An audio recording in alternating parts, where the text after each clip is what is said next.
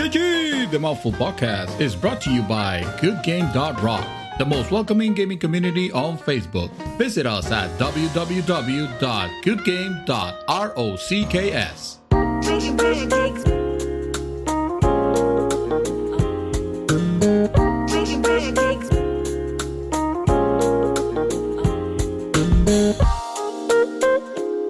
But you know, poor body. Making pancakes. Making Oh, right. No, pancakes. yeah. So I don't mind the occasional reggaeton song,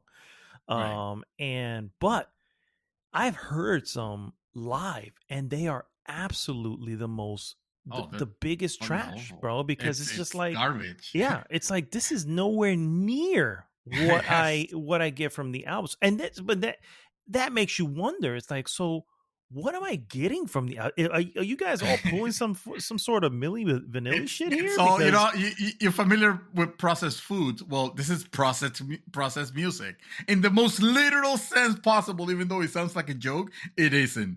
All you get with reggaeton is the same beats, out of tune, because all the fucking rappers use auto tune. Oh, auto tune. Oh, yeah. I heard out of tune. I'm like, oh yeah, they're out of tune. Tune. Yes, that's why they need auto tune, because they're out of tune. and like when you see them live, they can't perform. They run out of air. They can't perform because they don't have the talent. That's not that's not the talent. You know what you see on the music videos. If you ever see one of those, I've seen a few.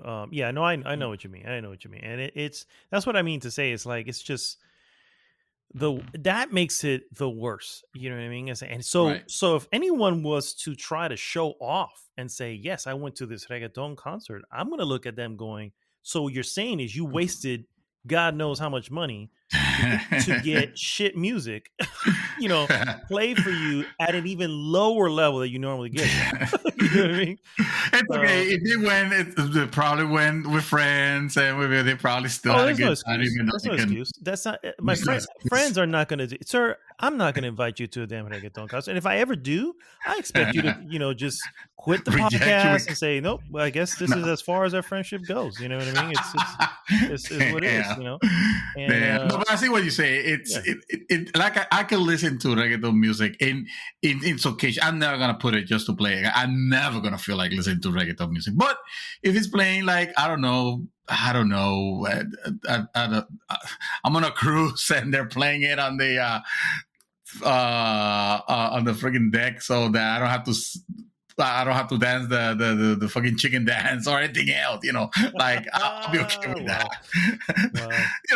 By the chicken dance, I mean like the stupid shuffle thing. What is it called? Oh yeah. I know you ain't talking about it. I don't know what it's called, sir. I don't know. Yeah, like the that. Cupid shuffle. The same electric music. slide and electric slide, exactly. Yeah. You take that back, all right? The electric slide. No, it's terrible. I don't think it's terrible. It's just No, it's one of it's those not group terrible. It's not things that it's terrible. like, okay, it's cool when it happens, but Yeah. I don't know. I'm never gonna participate though, I because agree. I look at them and it's like I'm already uncool. If I make that an exponent, it's just gonna be even worse. My wife loves it. It was My funny. wife I was talking about she'll freaking join all every time. all of them. Every She's time. on the she lives on the No dance floor. shame, Yeah. she'll love.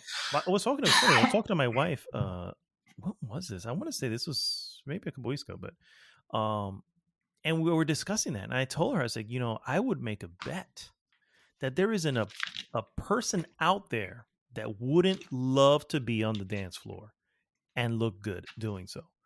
And look good doing so, exactly. That's what I'm saying. You have to kind of quantify it. The fact, yeah, exactly. The fact is that not everybody looks cool doing it, and it's hard to get cool doing it because you have to look uncool at first, to get to that point, right? It's a skill. It's a skill no matter what, right? That. Yeah. Yes. My dad, for instance, is a huge salsero. He fucking loves salsa. You know what I mean?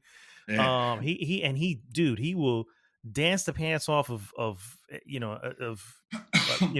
I don't. I guess I don't have to finish that statement. Yeah. He freaking loves that shit, and I would love to be able to do the same thing. You know what I mean? But I don't have that in me. You know what I mean? It's just not there. But the desire is. It always will be. When I see whenever we've gone anywhere and we see people dancing, man, I would love to just go out there and dance and I wish I could be like fucking what's his name from Hitch. Did you see the movie Hitch? You probably haven't seen Hitch. You have to have seen Hitch, dude. Put that shit on your list if you have not seen Hitch. It's a Will Smith movie. Will Smith. Okay. It has what is his name? It's a comedy, first off, so it's not like damn it, what is his name? The guy who played Paul Blart called Mall Cop, El Gordito. I don't know actors, but I know who you're talking about because I can picture him. Yeah. So Hitch is like a what do you call it? Like someone who sets people up and does and makes them, essentially sets people up to fall in love together. You know what I mean? And he does extravagant things very well. And he's well-paid, like a consultant, basically well-paid dude who does this. And then there's a scene in the film where, Paul, I'm going to call him Paul Black because I can't remember his real name, but he's like, no, dancing? Don't worry, I got this. And he starts doing these wacky ass dances. Like he doesn't give a shit. You know what I mean? And Will Smith is just standing in front of them, not moving with his hand up his mouth. The music stops and he just slaps him. He's like, don't ever do that shit again. He's like, this is all you're going to do. And he just literally stands there and does the two-step. You know what I mean? Slide one side, slide with the other. Slide with one side. Like, that's it. That's your world. You don't not dance out of this thing. Because again, he's trying to portray the cool factor. And the reality is, if you can't dance, then two-step. I mean, that's really all you can do. You know what I mean? So, if you can't dance, just so much stuff, right? Yeah. Yes. And I would love to be the character that goes, I don't care, and just go out there. He did this one move where it's called cleaning your ear with a Q-tip, and I'm just like, who the hell? But he doesn't care, you know what I'm saying? And I would love to be that, just carefree. Like I don't give a shit. I'm gonna go out here and fucking do the moonwalk or fucking do, the Running Man, or the Cabbage Patch or some crazy shit. You know what I mean? Oh, the sprinkler. Can I do the sprinkler? I don't care. That's what I'm saying. It would be cool to do it, just not give a shit. You know what I mean? And that's not the world I live in. Unfortunately, I do give a shit, which is why I will always be, have to be yanked to the floor, because I have been yanked to the floor by my own father, mind you, at his wedding too. Yanked to the floor, and one more reason why your dad gets the lady, saying you don't. You're absolutely right. I mean, 5 marriages say it all. How many have you had? I rest my case. Yeah, I agree.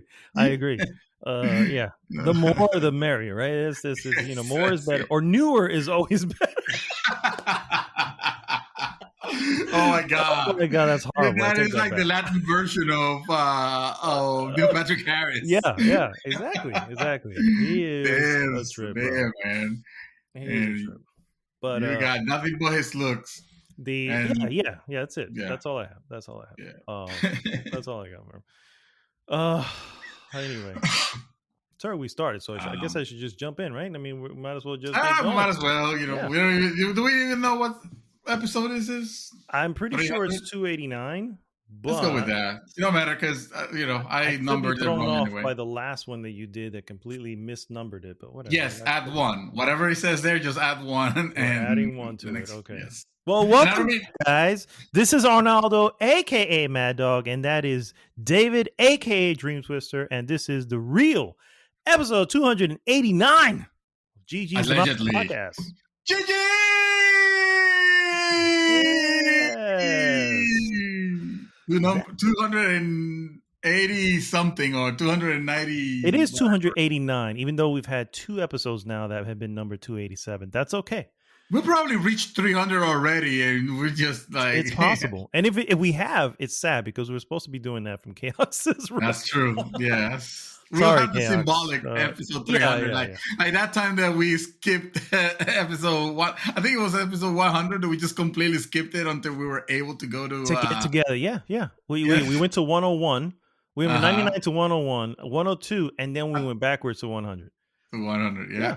It's Yeah, possible. it's our right? goddamn show. We do whatever we Exactly. want. Exactly. If you guys don't like it, I mean, it's just numbers. I mean, This is exact. This is exact. It's not meant to be like a chronological thing. No, that's just a serial number. And if we want to repeat it, it's because we're improving on the previous version. There you go. exactly. We may There just you number go. this one 287 again because Exactly.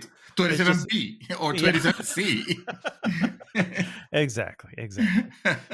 Sir, we are on a Friday. We're coming up to a short week at work.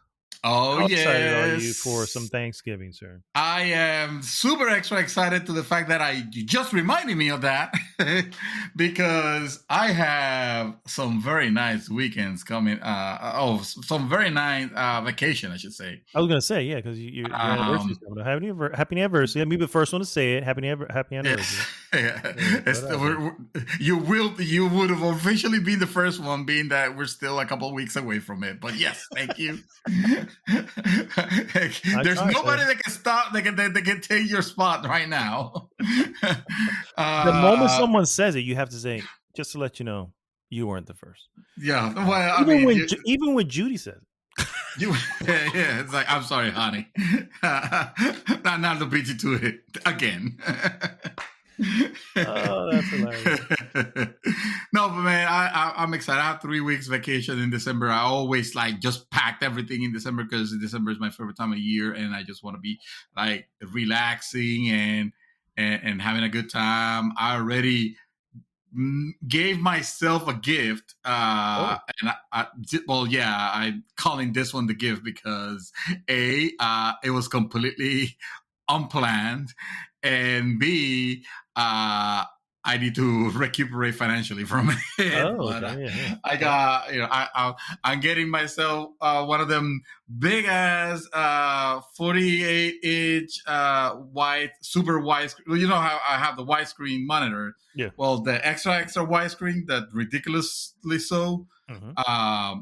For some reason, and I say for some reason because I can't explain how is it that it has been at its lowest price ever, but Amazon has it at $999, off from when it came out last year. It was $1,800, and then another version came out, and that other version is completely out of anybody's reach because it's like $2,500, and like, who cares? But I just wanted an ultra widescreen, and Amazon had this $999. And I've had I've been taking advantage of Amazon's very generous return policy for stuff that I'm like, remember when the computer broke? Mm-hmm. So I was like, okay, I'm going to buy this and this and this. And if I ended up needing it, then that's fine. But if I don't end up using it, I'll have it on standby because I can still return it all the way to like almost like February or January 30th or something like that. So I have kept it. So far, computer has not failed, and I have that credit to give, and also with some points that I have from the Amazon card because I use it for everything, and I feel like this is turning to be a sponsored Amazon thing, and it's not meant to. Sounds like it. But yeah, it's arriving tomorrow. I'm hooking it up. I'm super excited. But I need to, that's it. That's it for me. The rest has to be my wife's. Oh, nice. So, nice. For me, sir, won't be playing anything else. Yeah, I'm not even sure what we're doing at this point. But for me, I know that we got a turkey. Turkey! And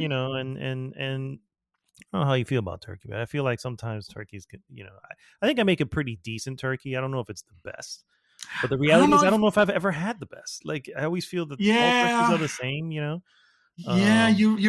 I can definitely see your point there because I've always felt like turkey, it's fine, but I don't consider it like one of the prime meats, I agree. The prime meats. I mean, if it comes like in the deli form, I throw that on there, but I still need ham and exactly some sort of I don't know, some other cured meat.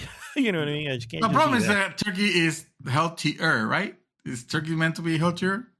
healthier? Than ham? Yes. Okay, so I think that's the scale. I think that's how the scale. The healthier it is, the less savory it turns out to be, and vice versa. Makes sense. So that's probably why turkey hasn't been one. But it's okay. I could still have a very well made turkey. Turkey. But it doesn't have to be. No, I'm not doing like the turd. Whatever's. I'm not eating experiments, scientific experiments. Those are experiments. Let me tell Yes, you. no. Don't be fooled. Those are experiments. Also, I don't know why I spent the. This is kind of sad. I spent the better part of an hour a couple nights ago just watching videos of when turkey frying goes wrong, and because that's that dangerous. when they go wrong, they could go very. I mean that shit could be lethal. No joke. Yeah. Oh yeah. But, we're talking explosion here with oil, hot oil flying everywhere. Yes. Yeah. Oh yeah. Yes, you got to make sure. I mean, that is done. First of all, I wouldn't even fucking recommend doing something like that. I mean, I'm still scared of the pressure cooker, but that's fine. If I'm not joking. I am terrified of pressure cookers. Like, I don't trust them for nothing. Whenever one is being used in the kitchen, you see me on the other side, and I'll probably be praying for whoever is in there. Just to say, it's like, oh sure. Let's cook with a bomb here. Let's do something that's going to build enough pressure to explode and eliminate half of your family. Exactly. Let's cook this delicious grenade. To be fair, though, I have used a pressure cooker, and there's nothing really to be afraid about. But I know what you mean. It's the buildup of that steam, and but it is designed to. If it's flawed, it could be the last thing you eat. I mean, if it's flawed, it could be. But the question is it flawed? You know what I mean? If you're gonna pay for a $10, the question is, do you feel lucky? Yeah, if you're gonna buy a $15 one versus an $80 one, well, you're already playing with fire at $15. Yes. Yes. Yes. What do you expect? You get what you pay for, right? So, you see when these it people explodes over your parents. It's well, all right. That's why whatever was there to eat is not worth it. Say no to pressure cookers or any other form of extreme cooking, extreme cooking sports. Among those extreme cooking sports, frying a turkey looks terrifying, and you gotta make sure if you're gonna do something like that, it's like absolutely no doubt. Put that shit outside for least 24 hours and still make sure that there is not a single piece that feels cold on that. All right? Yeah. Because otherwise, it looks like bad news. Yeah. And the problem with that is you really have to like I don't do pressure cooking a turkey or deep frying a turkey. It's standard in the oven with a bunch of aromatics. That's just the way I do it. But it does take a few days for it to thaw, and I think a lot of people, oh shit, I didn't take it out. You know what I mean? And there's no rushing a thaw, guys. I'm just telling you, there's no way to rush this. So if you're late, and nuke it. Yeah, exactly. Or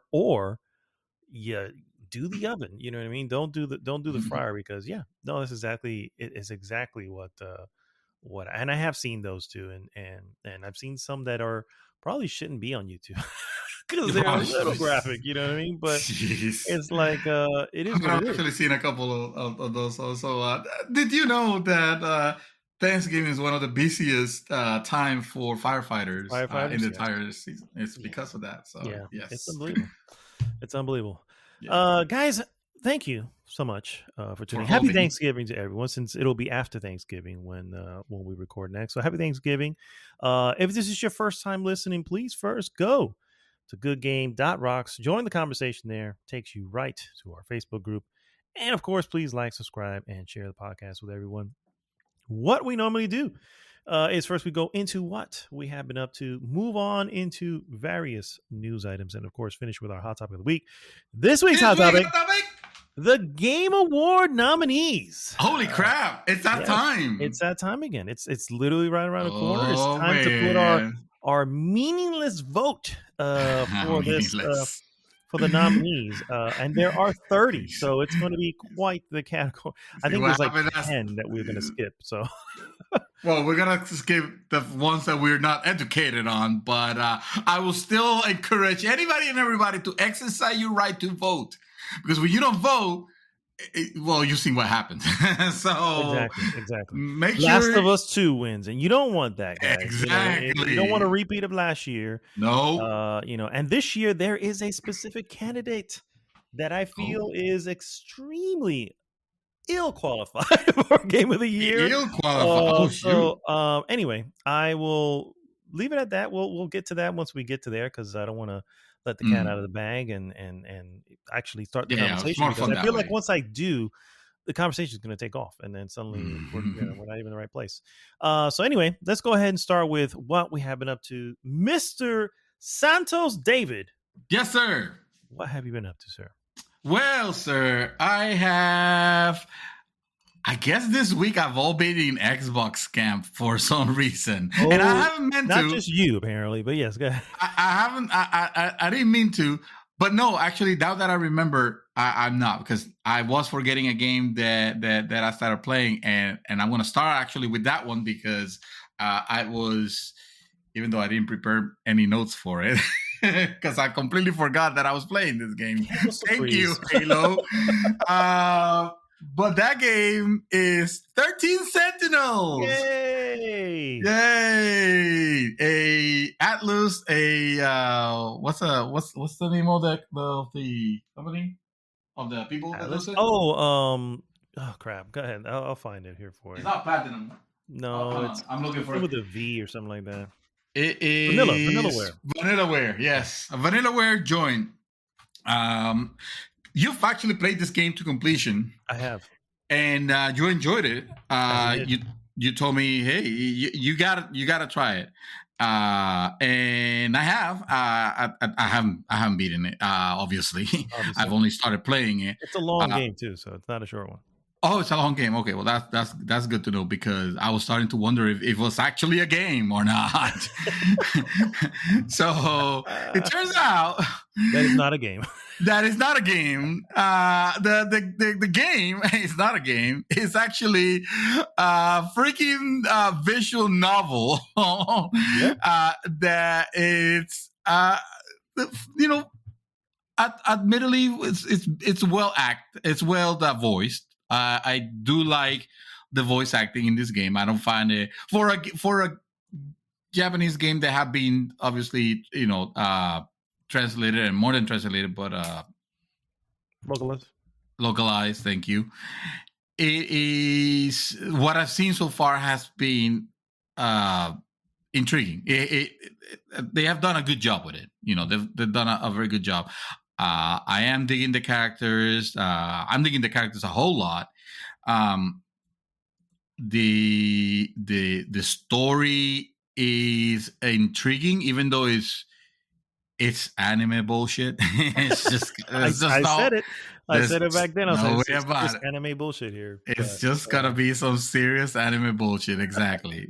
What we mean by anime bullshit is it's not based on any sense of realism or reality or something. It's just gonna be some concepts that they're just gonna throw in together, anime style, and you're gonna like them if you're into that. Except that, like I said, this game is very heavily a visual novel, and the way it starts you, it's even. I was gonna say it's even worse, but it's not worse. It's like, because it makes sense the way it starts you, because it starts very linear. What I mean by that is that you can correct me if I'm wrong, but I got the feeling that late on the starting with the second phase and going forward, like the game gives you the ability to, like, it opens up, like it branches a little bit more. That doesn't happen on the first entire section, and that section is quite long, to be honest with you. it is just presenting, introducing each character.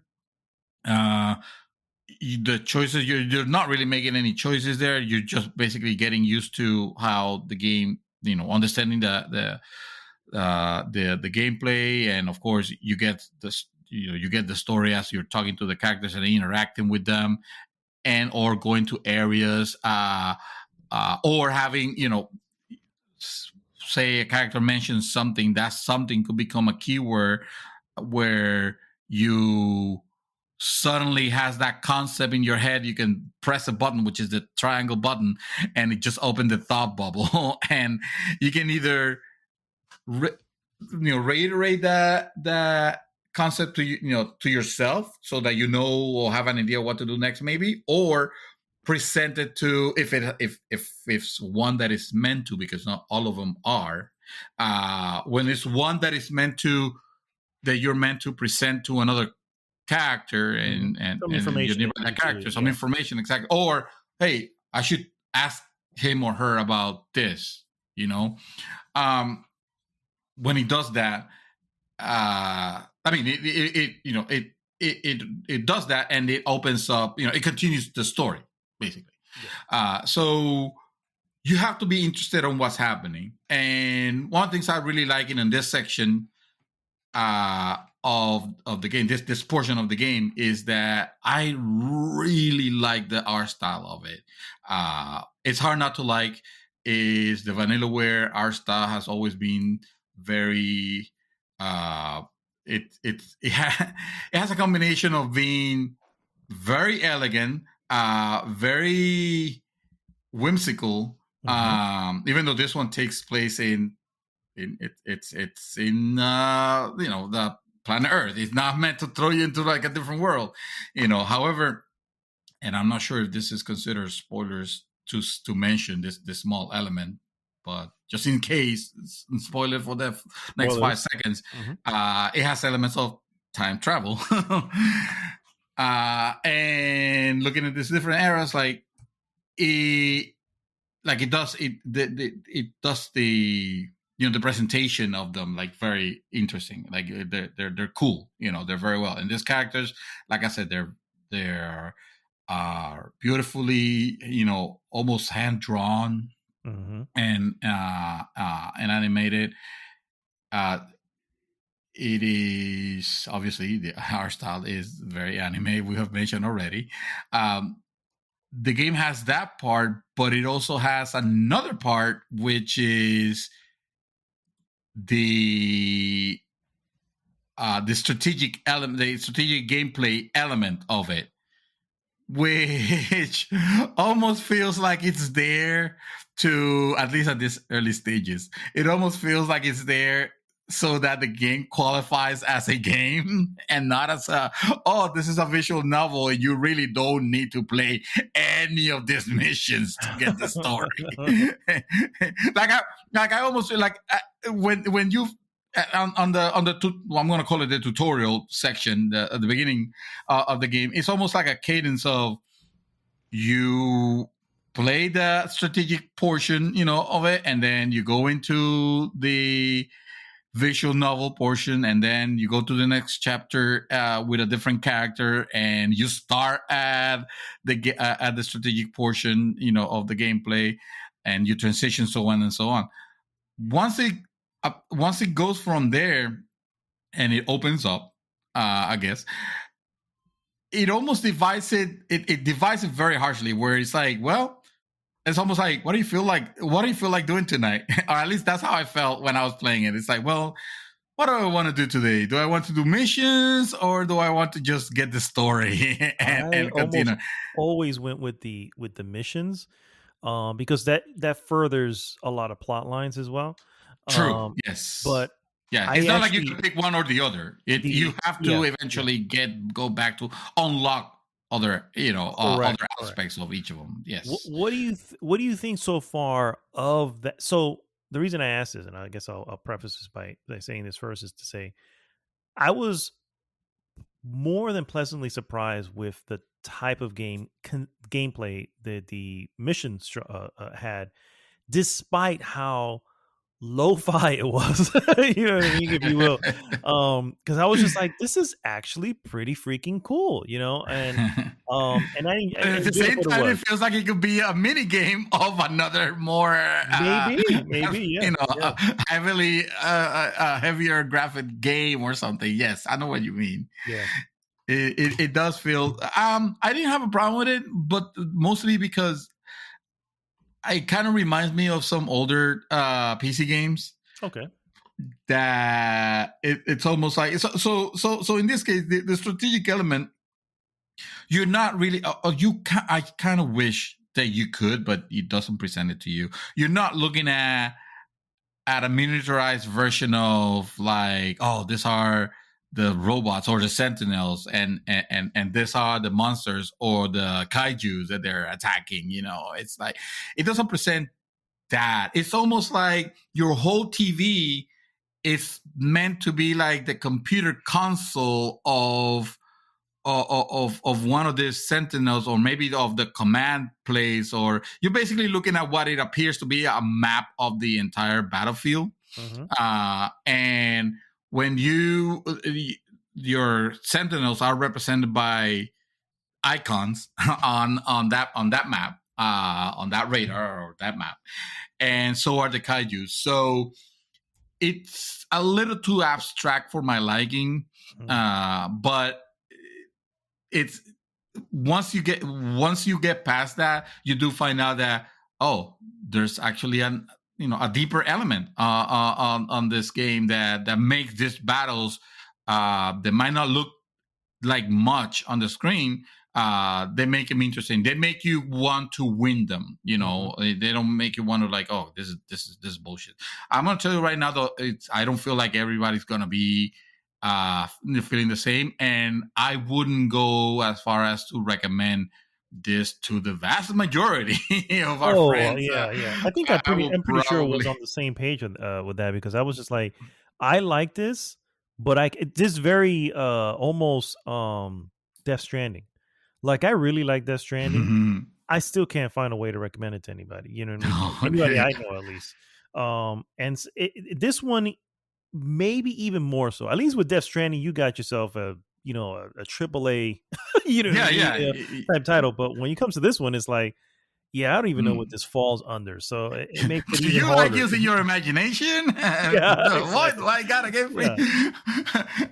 And And most people would be like, no, which is why I play video games. You know what I mean? So- yes, yeah. This one, it almost becomes. That's a good point, though. It almost becomes like a board game at that point, and you either gonna like it or really not. And I don't feel like a lot of people like. The reason I got interested in this in this game was mostly because of the reviews were up there. Like the reviews are definitely up there, and I was actually even surprised that you went through it, you liked it, you gave it a decent score also. Yeah. I don't remember what it was, but you I sounded really like you did. enjoyed it. Yeah, I really, really did. And it's one of those things where it has its highs and lows. Right. But when you get to when you finally complete it, you felt like you have been on this journey with a massive character. And this is the beauty of it, is it doesn't throw everybody at you immediately. You're it's like an onion. You're slowly peeling away to get to what you're getting at. And I liked it. It does have some, like I said, some weird anime bullshit, like, so they're in these mechs, and for whatever reason they have to be naked, but there's no real explanation for that. You know what I mean? That's actually what I was gonna, the next thing that I was like, ooh, I don't like, hey, don't get me wrong. I got no problem with nakedness on games. I'll be the first one to admit I've been playing an unhealthy amount of House Party, but I never bring it up, except always. But the problem with this particular title is that the characters, as in most Japanese games of this type, they're adolescents. Basically, and for some reason, I guess when they get into their mechs, whether male or female, they'll be they are naked. Now, obviously, obvious fuckingly, it's not. There's not shown. No. There's no nudity in like this, clear yeah. nudity. Yeah, exactly. It's not that. It's just on the poses that they put them, and the fact that actually, and the fact that they acknowledge, it's like, why am I naked? It's Yeah, like, I was something like, it's it's almost like, is it necessary, or is this just eye candy because you're that type of game? Wink, wink, not touch. It's like it's almost it makes you feel guilty. It makes you feel guilty. Like, honestly, after a while, I really just because first off, I give it credit to them. It is consistent. At least guys are also naked. Strapped to a freaking I guess would be a metal chair or whatever the hell they're sitting on in there, and so I can only imagine it's not very comfortable for them either. So it's like some of the poses there are like, that looks a little suggestive for the type of mech that you're controlling, but that's okay, that's fine, no worries. This is a very Japanese game, so Yep. So anyway, I can't say too much more of it. I am enjoying it. I do intend to go back. I was having a good time with it. It's just that this week I got entertained, and yes, I'm also been playing Forza Horizon 5, but I'm not going to talk about that one anymore because there's not much to say on that. It's still Forza Horizon 5. It's still a good game, but I'm still feeling like I think I played this already. Like, sometimes I do a couple of races and then okay, I'm done. But this very week, Microsoft surprised, I believe, everyone, actually. Yeah, even though there were some leaks, starting to be some rumors, but and I didn't see any place where they took it seriously. But because I don't blame him for not taking it seriously. It's like, no, exactly. Microsoft Come on, guys. That makes no sense. Yeah. And yet it happened. Yep. Halo Infinite is out. At least the multiplayer is. I was gonna say, yes, Halo Infinite is it's, dude. You can fucking download it now and play it. It's entirely free to play, just like they said it was gonna be. And I'll be playing, quite a bit of it. I'm not, admittedly, I'm not I'm not the biggest multiplayer player. Even games that I really, really, really enjoy, like Halo and like I did Apex at one point. Like, I don't stick to them. I'm not trying to prestige on them. I'm not trying to, like, at some point I just get my feeling and I move on. Mm-hmm. So that said, I've always enjoyed the multiplayer aspect of Halo games a little bit more than others, because it's a game where I don't feel completely useless. I don't feel like the time to kill gives me enough time to recuperate and dare I say, dominate in some scenarios. It's a game that rewards team play, so I don't feel like I have, like I want to be a lone wolf on it. So anyway, all this to say, my most anticipated multiplayer game releasing this year was Battlefield 1942. But evidently it's not that great. So I completely skipped on 2142. 2142, okay. On 2142, I completely skipped on it, and I don't think I'm gonna get on it anytime soon.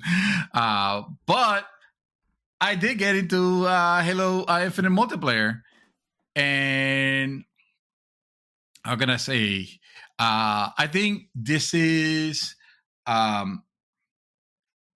at the risk of sounding like a cop out.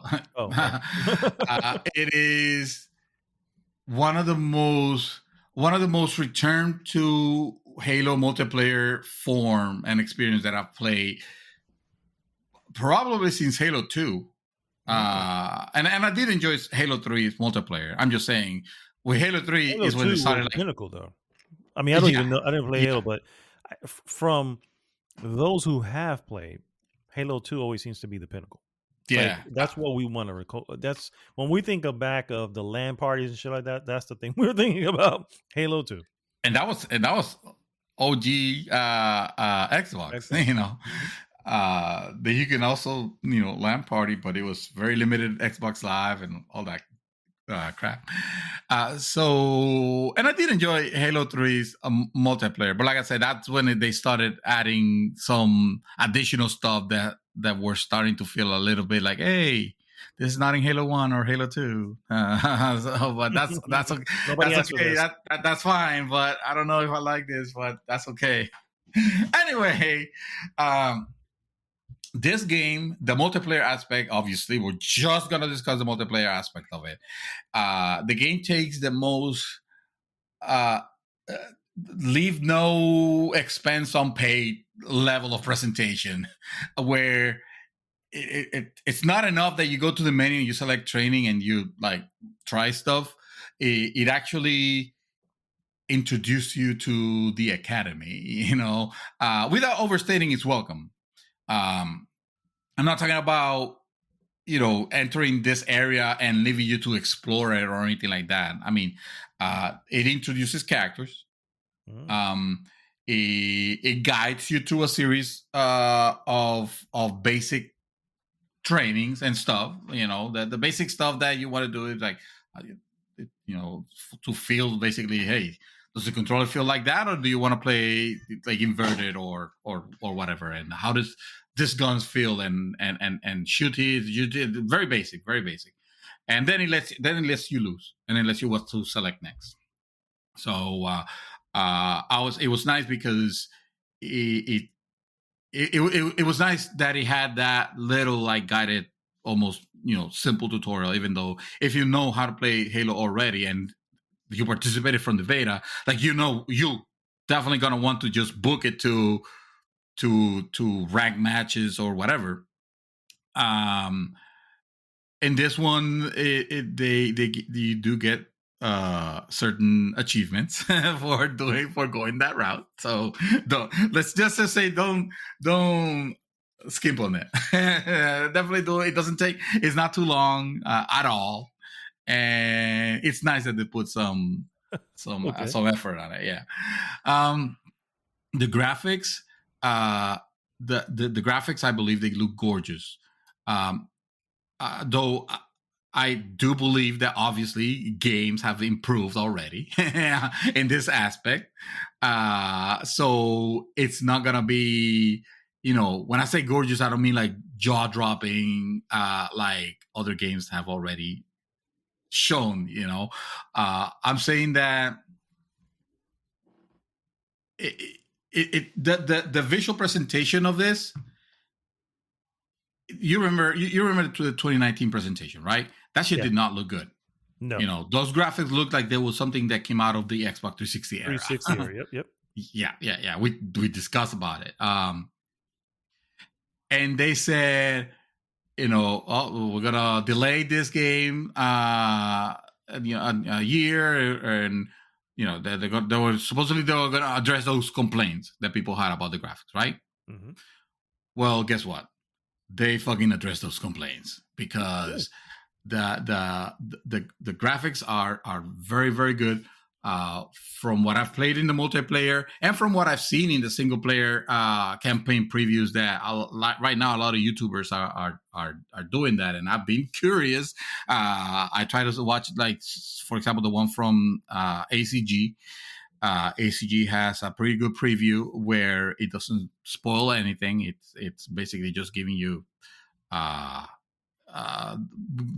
the gameplay that you can expect, and it looks and runs wonderful on the machine that he was running, which was an Xbox Series X, Xbox Series X. Yes. Okay. So it's almost like to complain about the visuals right now on it will be like I don't know, like shitting on Elden Rings because it didn't look next gen enough. We all saw that reveal. That game looks gorgeous. That game looks great. Obviously, yes, there have been games out there that they have exceeded that graphical fidelity, but those experiences are more uh, like smaller, substantially smaller. They're more handcrafted to this area, this smaller areas that are meant to look like open world, but in reality, you're still in a corridor. So yeah. So there's that. They say they were going to improve the graphics, and they did a really good job on it. The sound, the sound of, I feel like on most Halo games are pretty good at using as sound being a key gameplay element aside from everything else, right? Because take for example, when you're in that world and you're hearing where the grenade might have fallen, or you're attacking the Covenant, the Covenant forces, and you hear them almost positionally, where they might be getting bold to attack you or trying to run away because they're fucking scared. Wow. The game is pretty good at giving you those feedback, and I mean that goes along with the how well they've done the like ambient sounds and the sound of your guns, obviously, for the most part, with a few exceptions. There have been some games that they haven't nailed that, but at least I can tell you with Infinite, they nailed the sounds. It like especially like the weapons themselves, like each of them, they feel like they have character. Like you're not like, how all other games you grab an SMG and then you could grab like a machine gun, and like you almost have no idea, like, well, I mean, there's both of them feel like they're just shooting bullets real fast, but it's still like I can go either way, like it doesn't matter. On this one so far, like each weapon feels particularly unique, like the BR gun, which I kind of hate by now because it feels like it's the only gun that you're allowed to play in ranked matches. The one that shoots like da da da. Mm-hmm. Da, da, da. Yeah. That feels very distinct from your. That's the battle rifle. That feels very distinct from like the actual machine gun. And I realize I'm using the wrong terms. Like, guys, I don't fucking care. Yeah, I like Halo, but and I love Halo, but I'm not like a ballistic type of guy, and especially if it's gonna be fake weapons. Like, don't burn me if I don't know the names. All right. I just like to shoot things with cool looking weapons, and the weapons in Halo, especially the ones that belong to the Marines, they feel pretty cool because they look like, oh, this weapon can exist. There's nothing on the design of this weapon that tells me like, oh, this is too far fetched. I mean, with obvious exceptions, but for the most part, it feels like, oh yeah, they make these weapons. This is probably like a stronger caliber bullet, and it feels very original, very distinct to fire each of them. Okay. Music, the music, I was very concerned because like my favorite author of the Halo of the music of the Halo games that I've liked, which is Martin O'Donnell. He's not with 343. He's not with Bungie either. He went with Bungie, but then things kind of turned sour real quick. But anyway, like it's not him, and I've always love his style because he has a way of introducing like very like making that battle music feel very melodic and like heavy usage of pianos. And a lot of times and you've seen this in a lot of the ads, even the commercials for the different Halo games that have come out, where it's always a fucking piano there. It's almost like that's a staple of all the Halo games. Like he needs to have monks, chanting monks and pianos. And I love that combination. It's like I eat that shit up. It's so good. It's so good. So I don't know the names of the composers on this one, but I have listened to some of their music. As a matter of fact, this week, the reason I've been in such a good mood at work is because I've been playing. Like I go to YouTube and I put Halo piano, and there are countless compilations of music from Halo that are meant to like soothe and like relax. It's so good because you don't realize how well that music is until you listen. Like I was gonna send it to you, but the only thing that stopped me is like, I don't want him shitting on this thing because I love this so much. I know I don't feel like we're there yet. I can't share. Maybe I'll wait until he gets an Xbox and then maybe. But, my God. It's so good. They do know how to do. Hey, listen, I can be critical of Halo. Okay, Halo 4 was garbage, and Halo 5 wasn't any better. So all my chips are placed on this one, and I don't know where the campaign is gonna go. I don't know how good the campaign is gonna go, or if it's even gonna be good or not. Like I'm hoping. So far, I've heard good things, but nobody knows because nobody have played it to the entirety. So I'm hoping that this game is good because just like I said the good, I will say the bad. I did not care to play the multiplayer on Halo 5, and I don't remember if I touched the one on Halo 4. I probably did because, of course, it was Halo, but I probably got bored with it. I remember you being a bit warmer on Halo 4. Because that was the first one with 343 Studios, wasn't it? Oh, yes. I tell you what it was. The fact that they nailed 60 frames per second. That was it. Well, yeah. That was it. Okay. That'll do it. The game looked gorgeous for that era. It looked good. But when you played it and stuff like that, and to be fair, it's not to say it's a bad game. They're not bad games. I can't tell you. I can't say of the main Halo stories of it. It's a bad game because I can't honestly. I can, however, I can rank them, and Halo 4 and Halo 5 will be in the 4th and 5th position, as it should be. So Halo Infinite, I don't know. I can tell you that the multiplayer that I played, and this is not just me. You can read up on it, and you can hear from other players and YouTubers. Like they have like the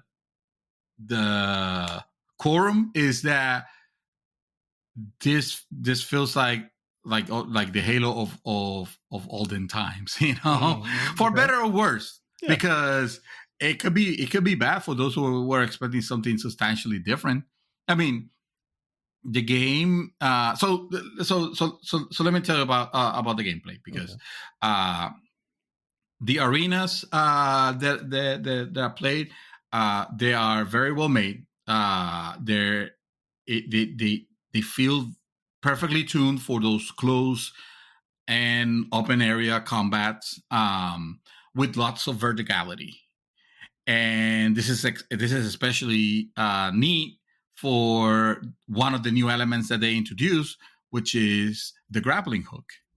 Now you don't have the grappling hook the whole time. You have to acquire it, unless you jump in a server where that's with that when they allow you to start with the grappling hook. But so far I haven't jumped into any.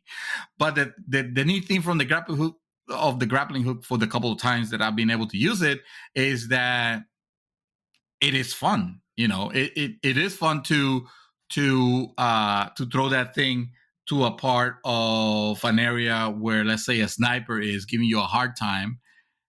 And now you can actually go to that person and be like, hello, you didn't expect me here, did you? The tables have turned, haven't they? Oh, exactly. Or even better, how about if I just throw the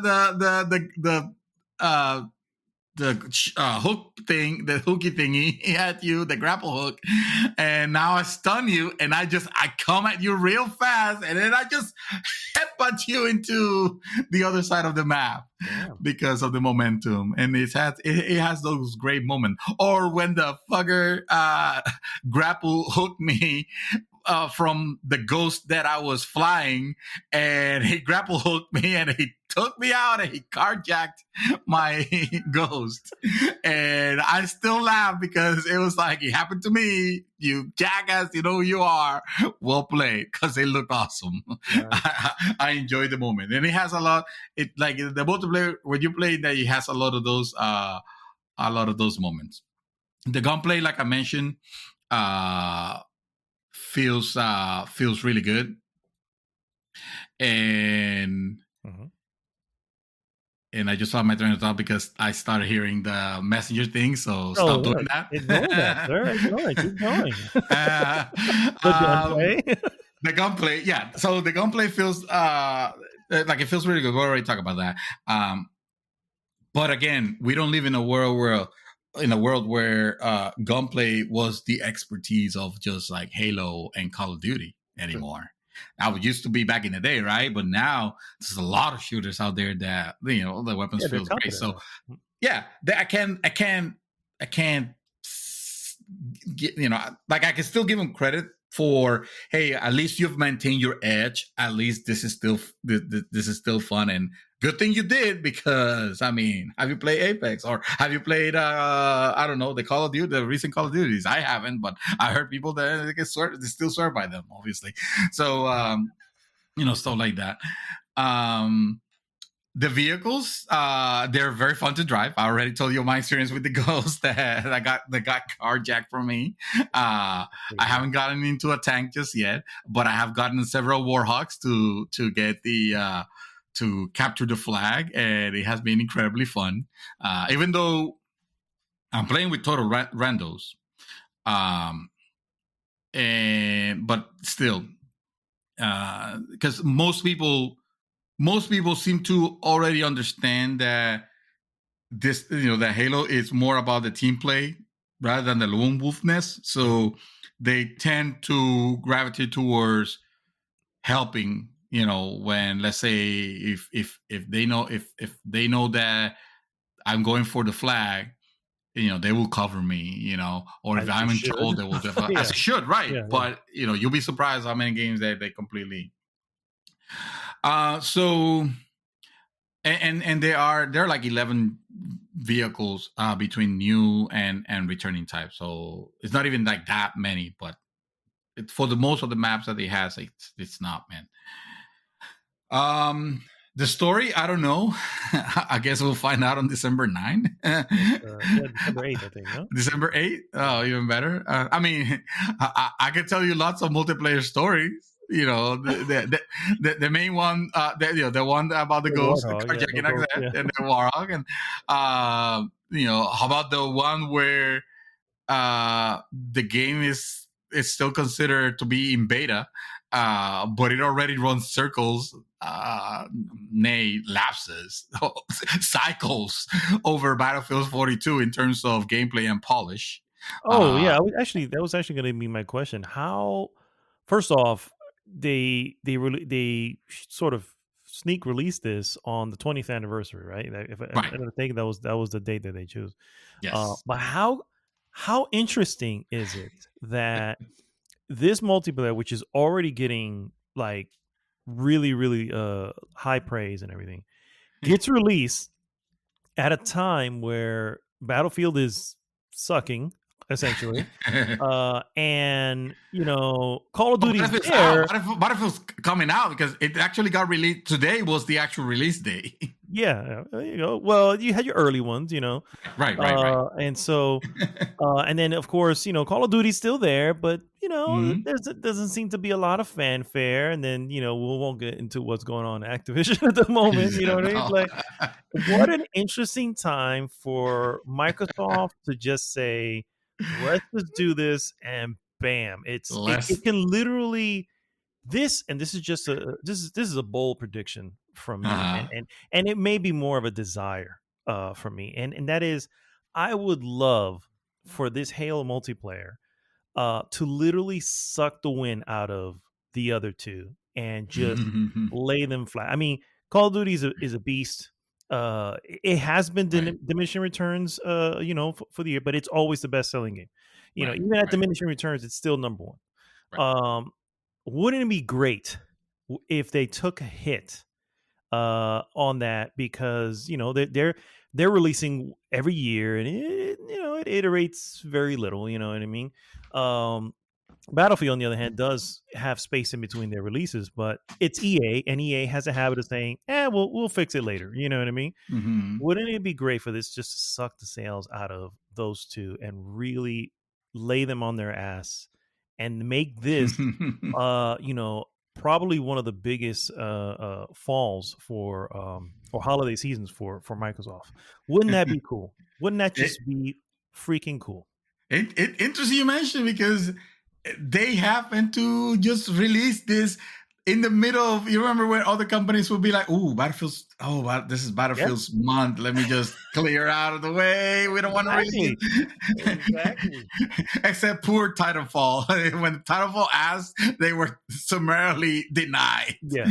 Well, I because mean, they wanted them to fail. Titanfall, first of all, if I remember correctly, was Titanfall 2, so it wasn't new. Titanfall 2, It Titanfall 2, wasn't yeah. new, but That's what I it meant. That's what wasn't I meant. Halo. I mean, Halo has decades under its No, no, belt. You know what I yeah, mean? no, I know. So I was I just think they being. have more clout to go out there and say, yeah, we're not worried about them. Everyone who has an Xbox, because it's free to play, Yes. or you know, go on PC, everybody's going to play it.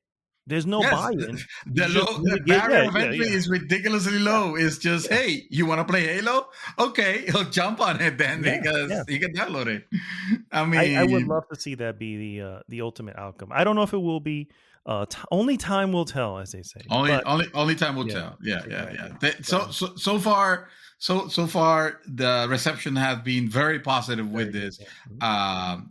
And like I said, I could give you hundreds stories with a little bit of that I play about the multiplayer, including how the menus and the map selection in this game are fucking atrocious, Oh wow, dude. it's a free to play game, though. You really can't complain. I know, but I'm gonna, because, and this might as well brings us to the bad. Ta-da! Let's talk about, well, first let's talk about player progression. Actually, let's step back. Let's talk about how awful the player progression feels in this game right now. In this free-to-play game, to the point that 343 has already acknowledged that they're going to be changing some stuff based on player feedback, which is good, because, I mean, it shows you that they're listening, right?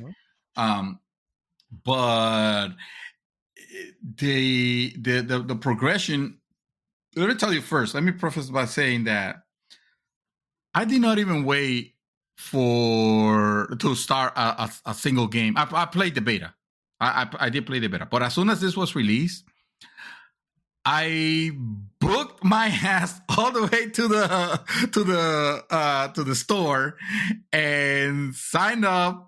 Got my Microsoft points, $10 worth of it, and bought myself my way into the season 1. So I could get the season 1, cool thingies and cosmetics, and I am a season pass holder on a game that, hey, whatever, it's fucking free to play.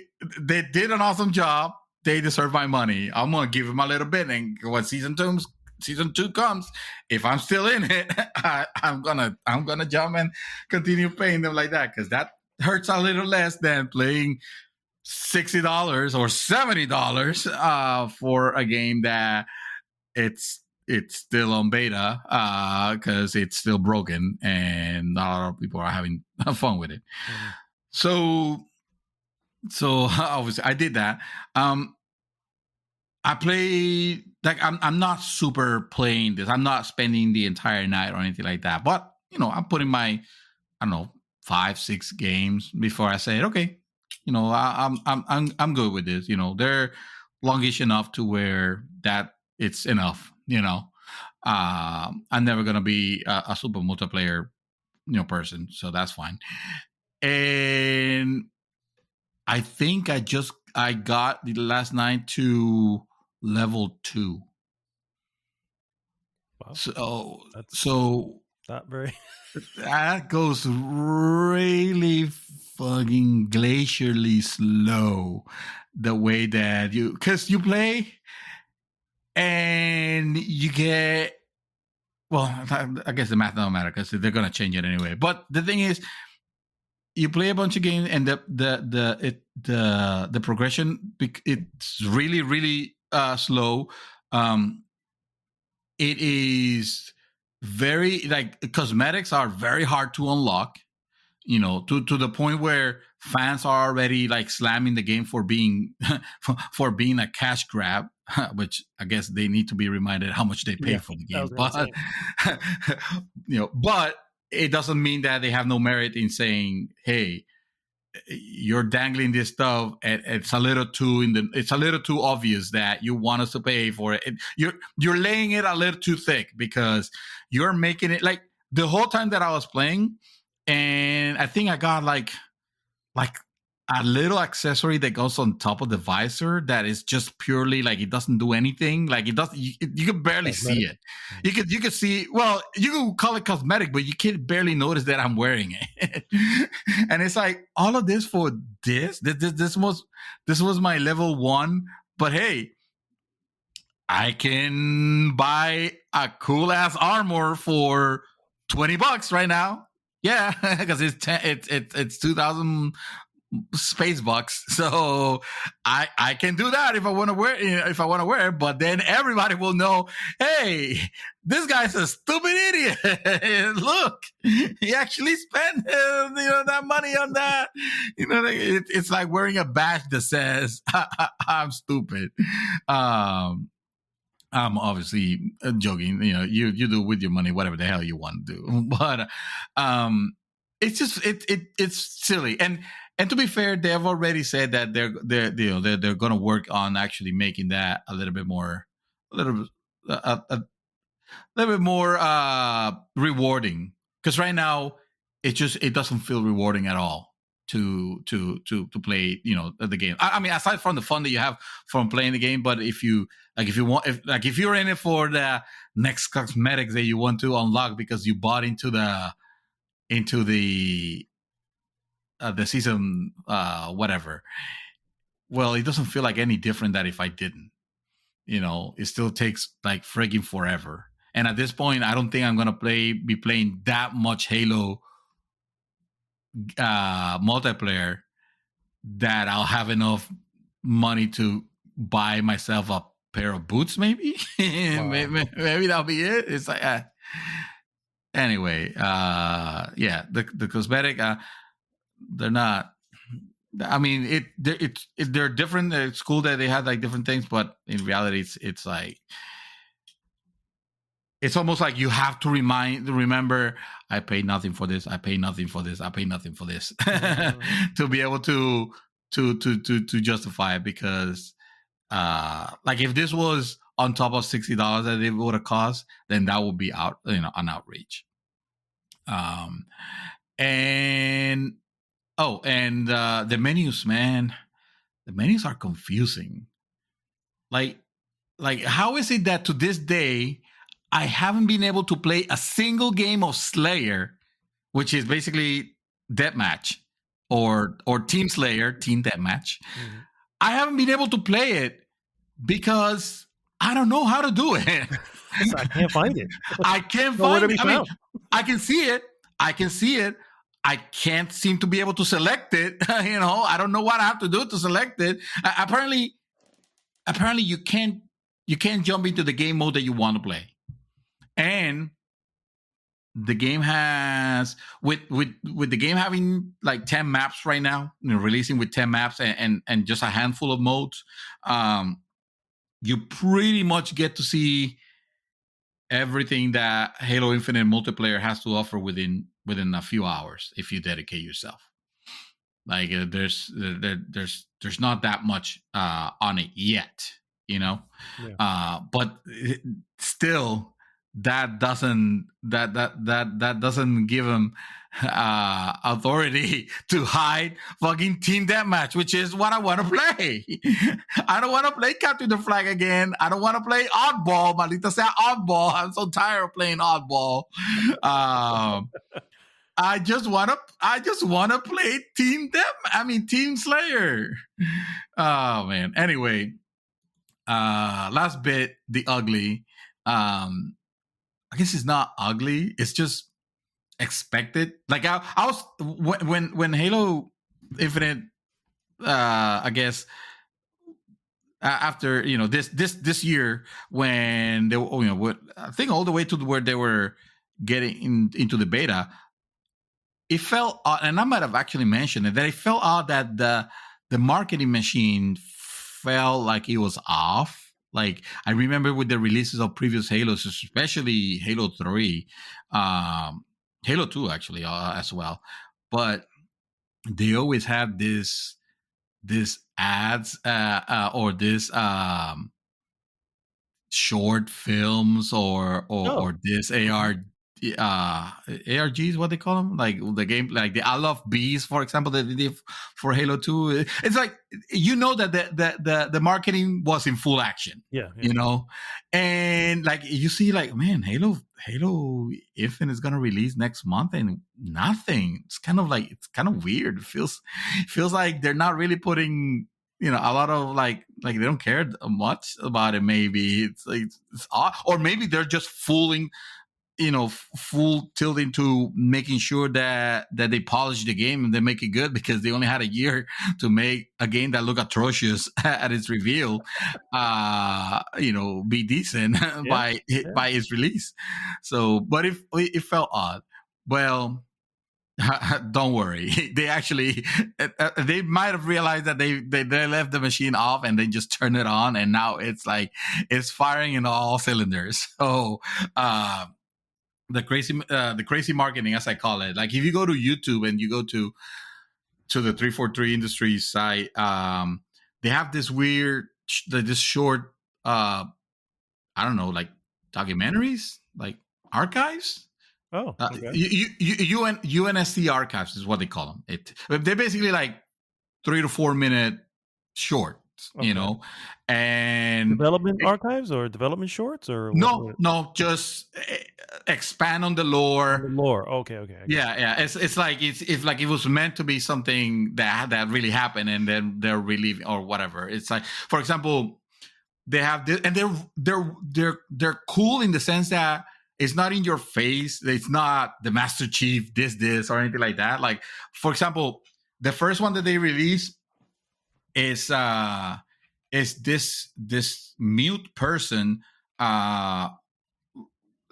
It's I guess he's in space and he's relaying this message that is meant to go to a soldier's parents, and he's basically relaying this sad news of how his brother in arm apparently died heroically, or he was captured, to relaying the story to the soldier's parents. And of course you're seeing this, and he is in full ASL mode, like it's giving the message, and a computer is supposed to be recreating his voice, quote unquote, and giving and relaying the message. And you see him, like, in his face, like he has this torture look, because of the horrible things that he must have experienced or seen or whatever, or the incredible sadness of losing his friend or whatever, and having to tell this the news to the parents. Okay. And on top of that, and they have this music and they have that fucking piano also. It's like the whole thing makes it very, very surreal. And then and then Halo, Halo Infinite. It's like fucking hell. They have another one with I guess he was the inventor of the grappling hook, and how her dedication to the project of developing that grappling hook, the one that they show in the game, obviously, that Master Chief's going to be using. Like, it has some sort of like psychological impact on her and her relationship with her daughter. Like she's doing all this kind of tests, like more than 80 different tests to get this thing to work. And I'm thinking out here, like, asking myself, like, how hard could it really be to build a grappling hook with all this technology? Yeah, it's like everything else we had available. Okay, I bet just go to YouTube. I bet someone figured it out already. It's like she's like doing this, and you can see she's like so frustrated because of all this tests that she's trying to do. And the thing is, when it sounds silly, you see the acting, and of course it doesn't make it less silly, but at the same time, it's like, okay, but they put a lot of money for that for some reason. Like, why? Why? There's a third one. I haven't even seen it because I don't know how I feel about them. All I know is that it kind of reminded me. I don't know if you remember this, but back when you remember Halo 3 Belief campaign? No. It always ends with Halo 3 Believes. Okay, even the campaign. No. Yeah. Not the game campaign. Sorry, the marketing campaign, where it was a bunch of ads. Some of them was the how do I forget the Museum of Humanity or something. It was like a documentary where they interview supposed veterans of this great war. Yeah. And it was the like Believe campaign. Yeah, I see it. You see that dude. You see that dude. And you see what it looks to be like a real veteran from. It's a very older dude, or he's an excellent actor because he's like fucking selling it with like the way he like stutters as he's sending the message, as he's talking about what happened, and his eyes, his watered eyes. It's like he's fucking selling it, the Great War and the monument to the I think they called it the John 117 monument. It's supposed to be like this great museum to humanity for surviving, the Great War or whatever. It's like, you put a lot of money on doing this ads because you just want to show off, because it's not related to the campaign. It's not related. It's just meant to like make the lore, like inflate the lore more. They're cool, so they work, I guess. I kind of enjoy them, but at the same time, it's like they're completely unnecessary. So that's the ugly. The fact that they went into full tilt. In full tilt, yeah. Which I mean, 5 games in, they've done the same thing all the time, so I guess it was to be expected. So. Yeah, it was strange that they hadn't. Anyway, it's hard to score this, but I'm gonna anyway because it's a released game, and this is in no way or shape or form taking the single player campaign into consideration, because none of us have played it. But if I were to score Halo's multiplayer right now, it'll sit at a very solid 4 out of 5. Nice. It is. They did good. They did good. Yeah. Good job. Good job, Microsoft. You took that brokenness that you showed in 2019 somehow, and seems like you're turning it around. I mean, whatever. If the campaigns are being shit, at least they can rest on the fact that, Well, the multiplayer seems to be firing well, and as long as you fix the issues that they have already been pointed and that you say you're gonna fix, then there is a possibility, that what you said could happen. Because they have a solid product here. They do, and they have a good head start on the other. Yeah. Holy shit, Halo is back. Who would have thought? Who would have thought? I don't know that. 2021, man. 2021. I did watch something, and if you didn't think that I could make this longer, no, don't worry. You know that me with movies, I don't tend to say a lot, and you've probably seen it. You could probably describe this better, but I watch Red Notice. Oh, you did? Okay, I haven't seen it yet, but it's on my list to watch. Yeah? Yeah, it's on my list to watch. Nice, okay. All right, early review. Well, good to know. fucking don't.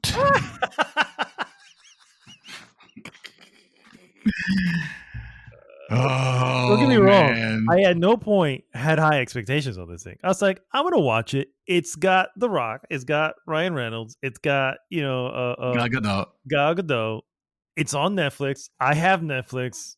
Why am I not going to watch this? You know what I mean? So, but I've seen the trailer enough. Very valuable to you, and because time is very valuable to you, you don't need to waste time on this one. It's going to happen anyway because there's already interest in the house. So how about if I convince you to watch Pain and Gain? No, not Pain and Gain. You need to watch Pain and Gain. Pain and Gain was good, but now it's out of principle. You don't want to watch it, and that's fine. I respect that. The problem that's is why at some point watch it becomes too much, which is why you haven't seen Pulp Fiction. So exactly. At some point, it's like, oh, fuck that shit. But the moment one side crumbles, the other side has to crumble too. It's just it's like that. The moment I come in and say I've seen Pain and Gain, I expect no less than 1 week later to hear your unadulterated review of Pulp Fiction. I'll be like, it was all right. I don't know. Graphics don't hold up. And that you're going to say that. The gameplay is kind of terrible. It's like, I'll give it a I can't even control the characters. What am I supposed to do? I can't even control exactly. He controls our choices. I can't control the characters. No, I was going to say Free Guy. I was gonna say, how about you watch Free Guy instead of this one? I will recommend Free Guy more than I will recommend this one. So, no, I tell you what it is. I will still entertain. I can't say that I wasn't. Oh, there's no way you wouldn't be. So that's what I'm saying. It's right. Yeah. But is it worth it? Absolutely not. The movie it's basically as wiki. I'm just gonna read it for Wiki because I can't even care to try to remember what the movie was about. But it stars Dwayne Johnson as an FBI agent who reluctantly teams up with a renowned art thief, which is Ryan Reynolds, in order to catch an even more notorious criminal, Gal Gadot. And hilarity ensues. Except that every reveal is like very obvious because it's very what you call it telegraph. Mm-hmm. And the ones that they try to make that are meant to like, oh, that was meant to catch me out of left field, but it is completely unearned. So you're just making shit up. And this is probably the worst written story. And I mean, not the worst, but you know what I mean? It's like, I was left completely unsatisfied, even though it did have an ending. But I almost wish that the ending was like just me standing up and be like, okay, honey, I'm going to be in the room. I'm going to be in the office playing some Halo. No, man. I will. Ooh, what to score this? Can I see the score card again? Hold on. Let me. No, I have it here. I'm just playing it out. This is. You know what?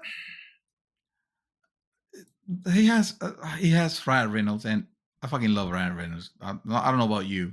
Yeah. I fucking love Ryan Reynolds. All right. Yeah. So I'm gonna give it the 0.5 that it needs to stay at a 2.5. I knew. I was gonna say this has to come in at a mediocre review, which is what I am expecting. I mean, I have no doubts as far as what I'm gonna get from this particular thing. The writer for the record, he wrote Dodgeball. A True Underdog story. Central Intelligence, by the way, which was with The Rock and Skyscraper. So I'm just like, yeah, I know what I'm getting. I know what I'm getting from this story. Let's call it what it is. So, yeah, I was gonna say the movie has a 92 on Rotten Tomatoes.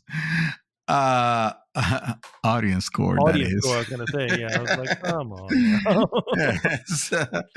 Yeah, it is. It's standing at a very watery 35 tomato meter. So, that tomato is rotten. I would say, yeah, it's just not good, bro. And you know that I appreciate comedy. Yeah. Unlike you, yeah, on the side. I appreciate comedy. I'm dead at heart. I know it. It's dead at heart. Yes. No comedy in here at all. But no. Well, good, sir. I'm glad you watched something that was mildly enjoyable.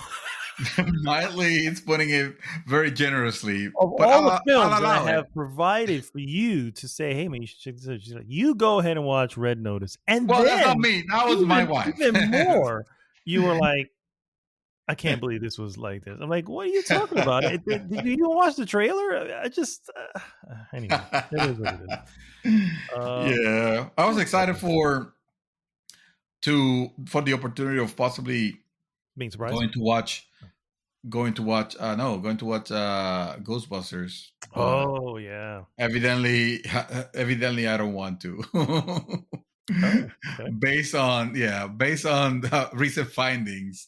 Oh, I see what you're saying. We probably don't want to. Sir, nothing's going to be as bad as 2016. It's a reality check on that, sir. Nothing is going to be as bad as 2016. Oh, that's true. I mean, that's true. That's true. So if we have that as our gauge, whatever it has, it can only be up. Can only go up from there. All right, take it back. Let's go. All right, I guess it's back on the table then. All right, on the board. It's putting it back on the board. Yeah. All right, we're watching. All right, sir. Well, for me, I've only been playing one thing, and I don't want to make it sound like I've been marathoning it because I have not. But I have been playing on times that I generally don't play. You know what I mean? I wanted to continue, and I wanted to really have, basically finish it for this. And that, of course, is Marvel Guardians of the Galaxy. Guardians of the Galaxy, because you're enjoying it, right? That's why is I did. Oh yeah, I am enjoying it. I absolutely. Talk to me. Did you beat it? Yes, finally beat it. And I gotta say, it doesn't quite stick the landing, but I will definitely say it was still an absolute blast of a ride. I still love all the characters and the additional ones that you meet along the way. I won't spoil any although I think there's trailers with them, but still. All the new folks that you meet along the way, the hilarity that ensues when certain personalities don't really get along, and I love that. There's actually some really good, like, heartbreaking stories in here. With the Guardians, some more fleshed out than the others, and I really did enjoy that. I really feel like the best part of it, I think, is by the time you reach the end, you are a team, and you feel like a well-oiled team. Things that you were advising you control, all right, your characters to do, they're now doing without having to be told to do so. And it's and it's this little switch where you just go, yes, we're working. You know what I mean? We're doing. We're a team now. Exactly. This is what it's all about. I don't have to tell Groot to fucking throw that bridge anymore. I know. I was just like, dude, it's coming, right? Come on, bro. And then it's exactly. Even the game it was part of the game for it to figure out the story. The story is like, okay, now that you guys are working like clockwork, it would make sense that you guys would be. I don't have to tell Rocket, can you crawl in there and do? No, he's way Yes. ahead of us. Half the Yeah. time he's gone. I don't even know he's gone. You know, Yes. in the middle of a fight, I'm like, why can't I select Rocket? Where the hell did he go? He's You know? taking the initiative now. Yeah, yeah. He's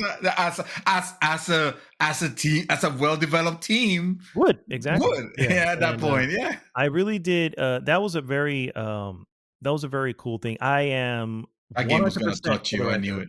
100% for the record on huddle ups. 100% did not miss one of those huddle ups. Nice. So you missed some hilarious dialogue then. I probably did. I'm sorry. I'm sorry for you. I feel sorry for you. But I can tell you that my fights were a lot more fun. So. Well, that's true. Yeah, because it wasn't paused every 5 seconds. Yeah. So it was. So yeah, I definitely really did enjoy it. Again, as far as the sticking the landing, it's just some choices that were made. Obviously, I'll keep this spoiler free. It's some choices that were made where I was like, oh, this is kind of where we're going here, and it just felt like a little anticlimactic. It's almost felt like I hit there was a battle earlier on that was way more epic than some of the ending battles, you know what I mean?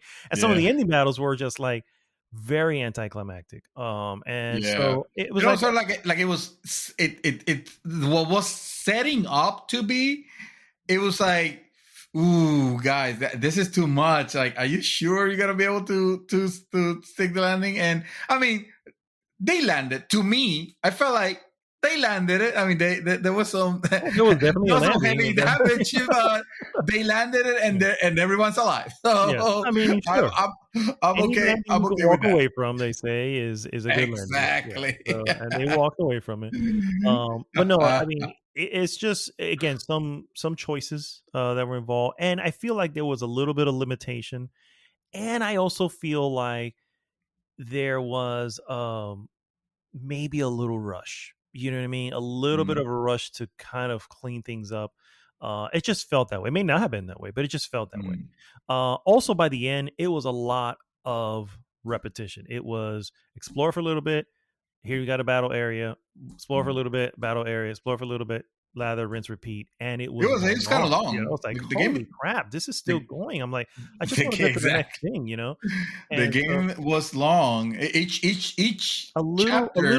little bloated is what I'm trying to say. There's a little bit of bloat. It's like you could have streamlined this a little bit and it would have felt Oh, but I don't know, because I was enjoying the characters, and like I know what you mean. But they were also at some point they were repeating themselves a lot, and I was like, that's how you knew. It was like, okay, you're out of content.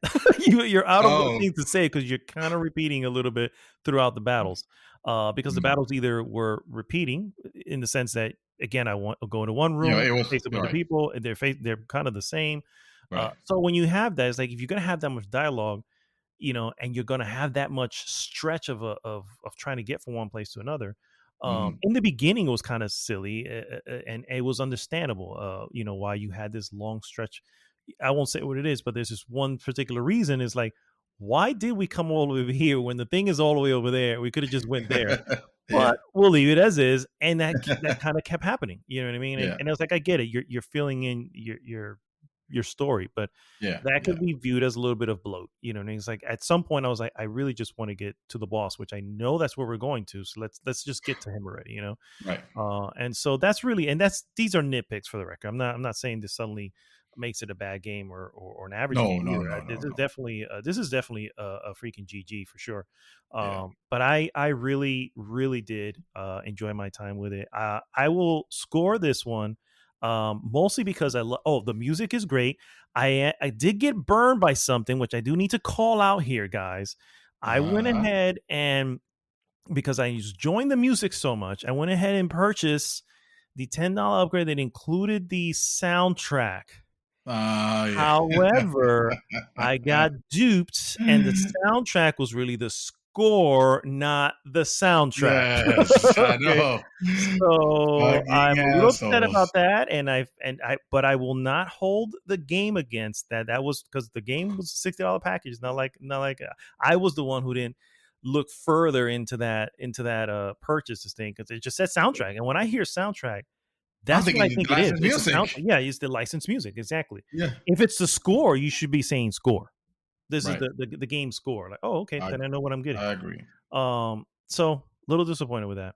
But Yeah. outside of that, outside of the technical issues, outside of the the little bit of bloat and not sticking the landing, I still give this game easily a 4.0. I think it was great. I Yep. really enjoyed my time with it. I am Hey, considering we got matching scores. How yeah, about that? I'm considering going through it again. Me And too. Actually, yeah, I was thinking of that too. I was yeah, like, I it's have actually pretty fun. cool. I Yeah. might either I'm not even sure what I'll do, but I'm also my only It's issue not is a like hard game, so you can new game plus it. yeah. Also, yeah, I didn't even notice this was the game plus. I just kind of got out of it. I didn't uninstall it, but I did just when I got to the end, saw what whatever it gave to you can enjoy some stuff at the end, and then Mm. that was it. That was out. So anyway, that's Marvel Guardians of the Galaxy. Really cool, really enjoyable. Highly recommend. I'm sure we'll Yeah. hear about it later on in the hot topic of the week as well. On a Um, hot topic on a hot topic of the oh shit, okay, all right. no, That our hot topic later on, which is Game Awards. I'm sure we'll Game hear Awards. about Yeah, it. right. Yeah, yeah. Yeah. Uh, No, I was gonna ask you. Does it? How does it feel compared to the games that you played this year? Because this one's squared on my list.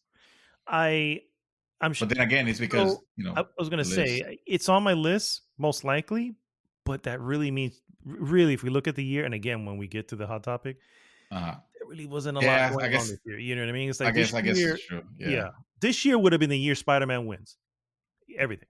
Like if Right. Spider-Man, the first Spider-Man came out, because Spider-Man came out the same year as God of War, and it was just Hmm. no chance of toppling that one. Nope. Had Spider-Man come out this year, it would easily take number one, hands down, for everyone.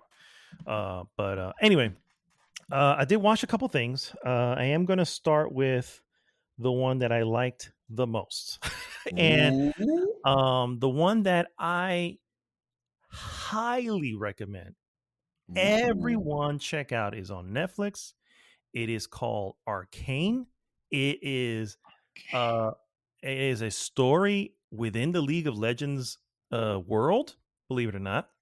And I know nothing Oh. of League of Legends for the record, other than it's a game, it's a MOBA and it exists. I know what it is, Mm, right. but I couldn't tell you any of the characters, anything like that. I do know there are buttloads of characters. But this is a series, by the way. It is broken up into 3 acts. Series. Each act is 3 episodes long, roughly about 40 minutes. So each act is about the length of a film, Hmm. and easily some of the best animation I have seen. Full stop. Yeah, full stop. Really? The animation is very cool. It has that almost a mix between um what is that what is that game, what is that CRPG that I played recently. um CRPG? yeah, Uh, yeah, it's the one with Disco Elysium. So it has oh, that this Elysium, right. Disco Elysium art style a little bit, but a little bit more refined and kind of mixed with Arcane Studios thing, but not as goofy, or not as pronounced. You know what I mean? uh, But really beautiful. I mean, just a beautiful looking thing. If you want to pop up the trailer of it now, just so you can see what it looks like. yeah. It What is Arcane? Arcane, a League of Legends story, I think is, but Arcane is enough. Um, it is wisely focused on two characters, right? There's one thing that a lot of these things do wrong is they want to include everybody in it, and then you have no focus when it comes to a narrative. Right. Here, the narrative is fine point focus on the two main characters, which are sisters, and sort of their history. Obviously takes place in the world League of Legends. League of Legends is a city, or where it takes place is a city. Zaun is the lower end of the city. You can call it the slums almost, right? Think of Midgar or I from was literally looking at that part exactly. yeah. Yeah, what it looks like. Yeah. Yeah, so you have that, and then you have Piltover, which is the high class area. You know, As you're mentioning, it's showing it it's to going, me. Are you okay. watching the trailer I also? am not. I'm not. But that's so you have that. There is political intrigue, a little Mm. bit of Game of Thrones when it comes to the political intrigue. Mm. You can see the pieces that are trying to move around. It does not hold back. This is not a freaking Disney animated thing. You're gonna get a little bit of everything in this. You know what I mean? Except for gore and except for excessive sexual stuff. Uh-huh. But you are, yeah, but it's still an adult world that they live in, and the I'm looking at the animation right now, and I can tell it's obviously very computer assisted, but it looks insane. spectacular, Yeah, yeah. spectacular. And I have not seen Act Three. Act Three hasn't released yet. It actually comes out tomorrow. Um, my wife, I was able to get my wife to see it, and she's down with it. She's like, "Whoa, this is Yeah. actually yeah." So I cannot recommend this more. I don't know if it's suddenly going to end. And to be honest with you, I don't know if it's suddenly going to shit the bed on Act Three. But Act One and Mm-hmm. Two are stellar. You know what But I you're mean? saying acts are those seasons? Are those episodes? Are No, those it's a grouping of episodes. is a grouping Act of One episodes? is Okay. the first three episodes. Act Uh-huh. Two is the next three episodes, 4, 5, and 6, and Uh-huh. then Act tomorrow what gets released is episodes 7, 8, and 9, which is Act Three. And each episode is what? About Half an 40 hour? minutes long. 40 minutes. 40 Oh minutes wow. long, maybe about That's good. 35. Roughly, everything ends under 2 hours each act. So you can watch the first act and stop and go and watch. Arcane, League of Legends, and he have the it looks they had the art style of Bioshock. It's like, It, oh yeah, I know why he likes it. oh, dude, it is really good. And there's some characters. Haley Steinfeld. I don't know if you know her from anything, but she's been in a lot of films. She actually voiced um, uh, Spider Gwen from Oh, from yeah, Into the yeah. Spider Verse. Mhm. She's also been in films. I'm trying to think of a movie she's been in now that you may have seen, but she's going to be in the series with uh, Hawkeye, the Hawkeye series on Disney Plus. She's going to be in it. Oh, okay. So so she also does live action stuff like that. And actually, she started in live action. She started in with a movie with. It doesn't matter. The point is, she's live action first, but happens to do some voice work. And anyway, I can go on about this thing. I've actually seen Mhm. Act One twice because I was just that. I was like, "Whoa, this is actually What some good makes it stuff." what exactly? Because I don't see you as a League of Legends person. Well, that's what I'm saying. It has the only thing it has to do, from what I can tell, because there's nothing MOBA like in this particular. You know Oh, what I right. mean? No, You think of a exactly. MOBA, Yeah. it's like nothing in here. It really is the characters. It is the sisters. Mhm. So The you story. confirm that the sisters are from the. I haven't played League of Legends either. League of Legends is a really fucking old game. Also, well, not fucking old. It's like from 2011, 2010. I don't know. Yeah, Anyway, they've had thing some is, new I iterations don't. of it too. Yeah, but no, Yeah. there are, yes, there are characters that are Okay. in Okay. the actual game. I've had to do a little homework on that because I was just A curious. little I just homework. wanted to Okay. do, okay, so who are these people and where do they stand in the game? And do there's plenty of videos of that. It's ridiculous. But anyway, it's one of the I don't want to spoil anything because but All one of right. the characters is a fairly major and popular character in the series. The other ones don't appear to be what they look like eventually. So it's like, who knows what, again, I haven't seen Act 3 either, so I don't know where things turn. But yes, the point is, yes, there's some characters are in game are in here as well. And Gotcha. it's just, but what makes the story is the writing. The writing is Mm, awesome. The animation is awesome. Everything the voice acting is great. mm, And it's funny, but not. Disney funny, right? Disney has that Love habit it. of doing something silly because you need to have your The your Disney character moment. your what do you call it? Your comic relief, right? You need to have that, Hmm. and it's like here, no, it's more serious than anything else, and then when there is humor, it's more a matter of fact, or or like real life stuff, not just some fucking guy who's just slipping over a peel or something, something stupid. It's like what the hell is this, Yeah. I really dig it, and I won't talk too much about it. It really is an awesome freaking series, and I can't believe it. Just like it just recently came out.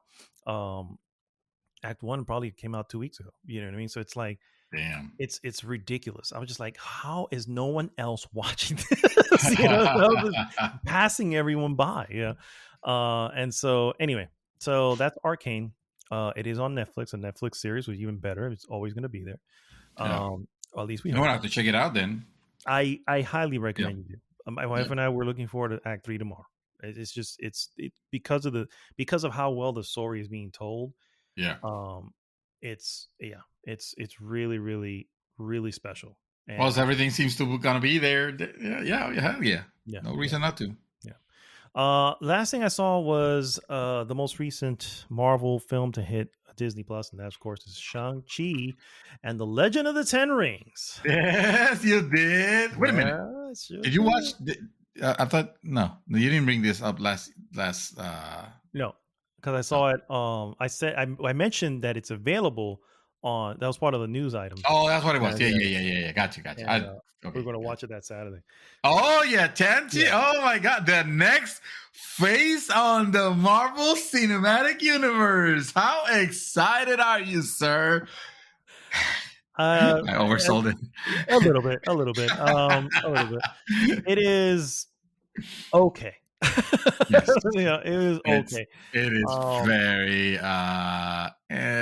My issue yeah. is, and this is what actually the reason I posted on the group, and some people probably saw it on the group, and that is what one of these famed directors, Ridley Scott, he said that that these Marvel movies are bullshit and they're boring and all this stuff, and while I don't agree with him, 100%, it's boring isn't it's a little much, Hmm. but they are definitely formulaic. You know what I mean? And this one Hmm. is following the Marvel formula. The difference, of course, is it's an Asian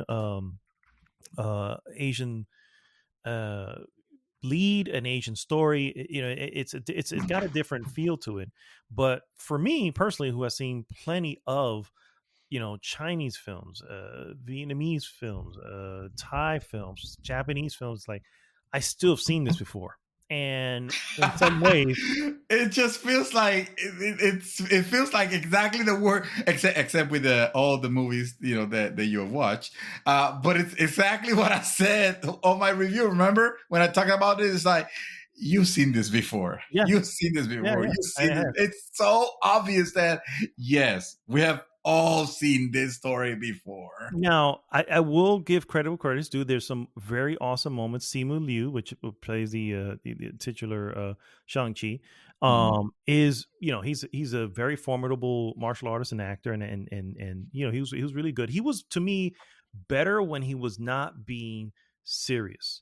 I felt like he felt Mm-mm. real when he was being himself, with his co-star Aquafina, who plays Katie. Uh, And Aquafina is excellent. I just love Aquafina and everything she does. oh, of course, yeah. She has her shtick, which she brings to most of her films, but that does Yes, not take away the fact I still love Aquafina. So I yes, enjoyed her there. absolutely. Um, Tony Leung though is awesome. I love What's Tony. that? He plays his father. Oh, okay, Yeah. gotcha. Yes. Totally. He's been in a bunch. He's in one of my favorite movies, which, as I mentioned before, is In the Mood for Love. He stars. Mm. He's the star of that one. He's in The Grandmaster, which is a great movie, which I think you saw at one point. I think you saw at one point. Anyway, it doesn't matter. Um, he brings a certain level of like gravitas to the Mhm. film. To see him there and to see him doing his thing, he's also a martial artist, been doing stuff for a long time. He does bring in, especially in his combat sequence, a little more crouching tiger hidden dragon as opposed to Mm. Simu Liu, which has a little bit more faster, faster pace fighting, Yeah. and but still, all that's good stuff. But you can't help but not, or I guess Disney can help but have, or Marvel can help but Yes. have that ending where it's the world is ending and everything is in CG and it's just like none of this is real, and you just get tired of it. You know what I mean? You just get tired of it. And I got that's where it lost me. The only thing I was caught with, slight spoilers here for something nonsensical, doesn't really matter, but there's a dragon in the end that's the Asian version of a dragon, which we rarely see in live Mhm. action. And he technically was live action because it was CG, but in live action form, where you see the dragons, Asian dragons tend to not have wings, right? Medieval Mm. dragons have wings, Asian dragons don't, but they still fly. Mm. Right. And it was kind of cool to see that. I was like, yes, Yeah. finally, we've seen dragons. Respect. Yeah, yeah. Proper dragons. Proper, What do you proper. think? We haven't ever seen a dragon that has wings. Come on. Yeah, Fix your yeah. shit. And Dragons so don't have wings. I know. I was taken aback by seeing it, and I was just like, okay, all right, it's cool that get that. But outside of that, like I said, the end is entire CG splash fest. You know what I mean? And Yeah. and not all good either. You know what I No. mean? Some CG is really good, other not so much, and that's the problem with that, right? If you don't nail it 100%, then you're always going to be looking at it going, we know this is not real, and it you know left me like, okay. It was very. That's It another was. Marvel movie. It was Yeah. very. Yeah. And like I told you, my wife really fucking loved it. To me, it felt like, well, it's not bad because it's not a bad movie, It's not a but bad movie. No, absolutely it's not. it's not gonna be like. There's nothing here that excites me. Like, for example, well, I guess that era is gone, right? Like, who? Like, I haven't even dared to care to know anything about the Eternals, let alone, Yeah, I mean, either. that. Chansey was the last one, and it was because we wanted, like, me and my wife were like in the mood to go to the movie theaters, and we're like, why don't we watch that one? That's kind of like the big one, right? And she ended up liking it. I ended up being like a little like, this seems like a story that have been told, like that very Asian folklore. Like, there's gotta be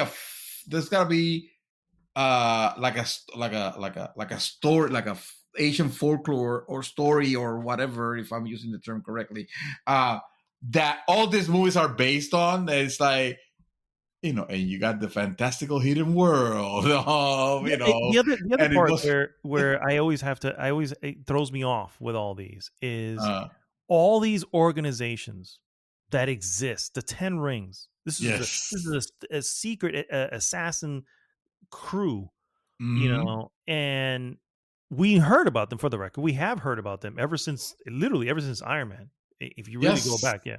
So it's not like I didn't get that. They're probably the one that has existed since the beginning. You know what I mean? It's like It was when cool he to says we've hear been them. around Yeah. here for thousands of years, I go, oh, I know, I've seen you since the beginning. I have no doubt. But it's still another organization, and you still have these groups, and then you'll have the Mhm. Eternals. And I just found out recently that the Eternals, they, for whatever reason, were exempt in the snap. I'm like, but why? Well, Why are they why? exempt? Yeah. I don't get it. So, and here they have a brief mention of the snap, you know what I mean? And it's just really Mhm. to acknowledge that, we Yes. exist in a world that it Yep. happened. Mhm. Other than that, they could just left it out. You know what I mean? At this point, I Well, don't they need couldn't to be have just left reminded. it out. I don't think that would have fly. I would prefer. Yes, they could have left it out in the sense that they used this here so sparingly that it was like they might as well not said anything. But I still rather they said something that No, literally at not this point, acknowledge anything. yeah. Well, no, I'm saying at some point you have to, at some point to bring it up Uh, needs a purpose. needs a You know what I'm purpose. saying? These are Yeah, you're reasons to right. bring it up. Yeah. Otherwise, because time has passed since it's happened, And oh, by the way, we don't even know, based on what I think, it looks like the two main characters, at least, Uh, were still here. You know what I mean? It's still here. They didn't get snapped yes. away or blipped. Right. They remained. because they still have their history in school and whatever. Mm. So, but again, I think unless there's a story reason, I don't need to know. Mm. I know we're past it now. I know it happened. It existed in that world. We're past it. Unless there's a story reason, it's not needed. I guess it feels, yeah, that has passed, but the movie hasn't established that long has passed, especially for such an mentioning it event didn't that establish it either. supposedly. Huh? Mentioning it didn't establish how long either. No, They it didn't didn't. say, "Oh, But at that least was it last didn't. year," It you did. know? But it didn't. It didn't make it feel like it was like if they don't say anything, it makes it feel like, oh, they're just completely ignoring the events of it, and it's supposed to be like this event that has that is still having repercussions, supposedly, because of all the people that got displaced and whatever. And like, I don't know, it's not acknowledging it at all in any sense. Like, I get what you're saying.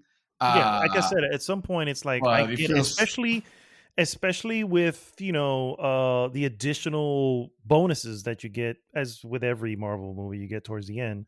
You Right. know, they do establish that, so it's like, okay, well, Yeah. now we know that this is after. But we Yeah. didn't need that little moment. It was just unnecessary in that particular moment. To anything, and I mean, I guess it could be argued that they were speaking into the reason why they just wanted to do what they wanted to do, as opposed to what their Right. parents wanted them to do. Yeah, because they just want to live their life, because you don't Correct, know but you when never know, yeah. So- I think that was the line. I was like, you don't ever know. You could just be snap out of existence. It's like, Yeah. well, that makes sense. It had a purpose of establishing why they're fucking slackers. Sure, but I also feel that was a cop out. You know Oh, what I I mean? know. That True, wasn't true, the actual true. real Yeah. reason. Right. But they were just using that. So Yeah. yeah, I guess it could be argued either way. But anyway, overall, I'm just gonna give this an easy 3. I mean, it's just good. It's not mediocre. I don't think I would call it mediocre, because it definitely No, wasn't. it's not. It's not. It's And not so, mediocre. I but don't it even know definitely what got I scored it. So I probably scored I it have no mediocre, idea. and I'll probably, in retrospect, it'll be too harsh. But 3 Yeah, feels okay. good. It's definitely, yeah. It's one I don't need to see again. No, I have no desire to ever for see it again. any Yeah. reason. No, Yeah, this exactly. is another Ant-Man, probably. We'll see Ant-Man I can watch again. This is another Guardians of the Galaxy 2. You see? Oh shit! Another guy. Oh shit! Yeah, Okay. yeah. Wow. I know. We did not like Guardians of the Galaxy 2. Yeah, I know. And anyway, guys, that is all that we've been doing.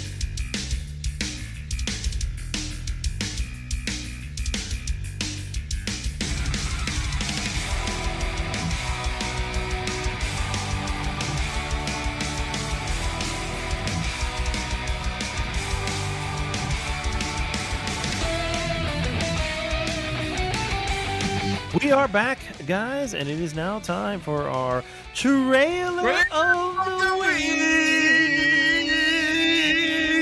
week. More like trailers. Trailer?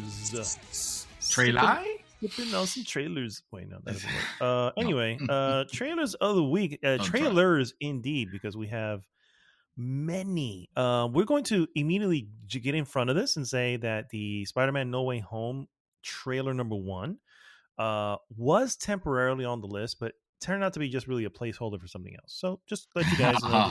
You wonder why we didn't, because we've made it. We made it already, right? We did do that. Yep, we do. Did do that. There you go. Yeah. There you go.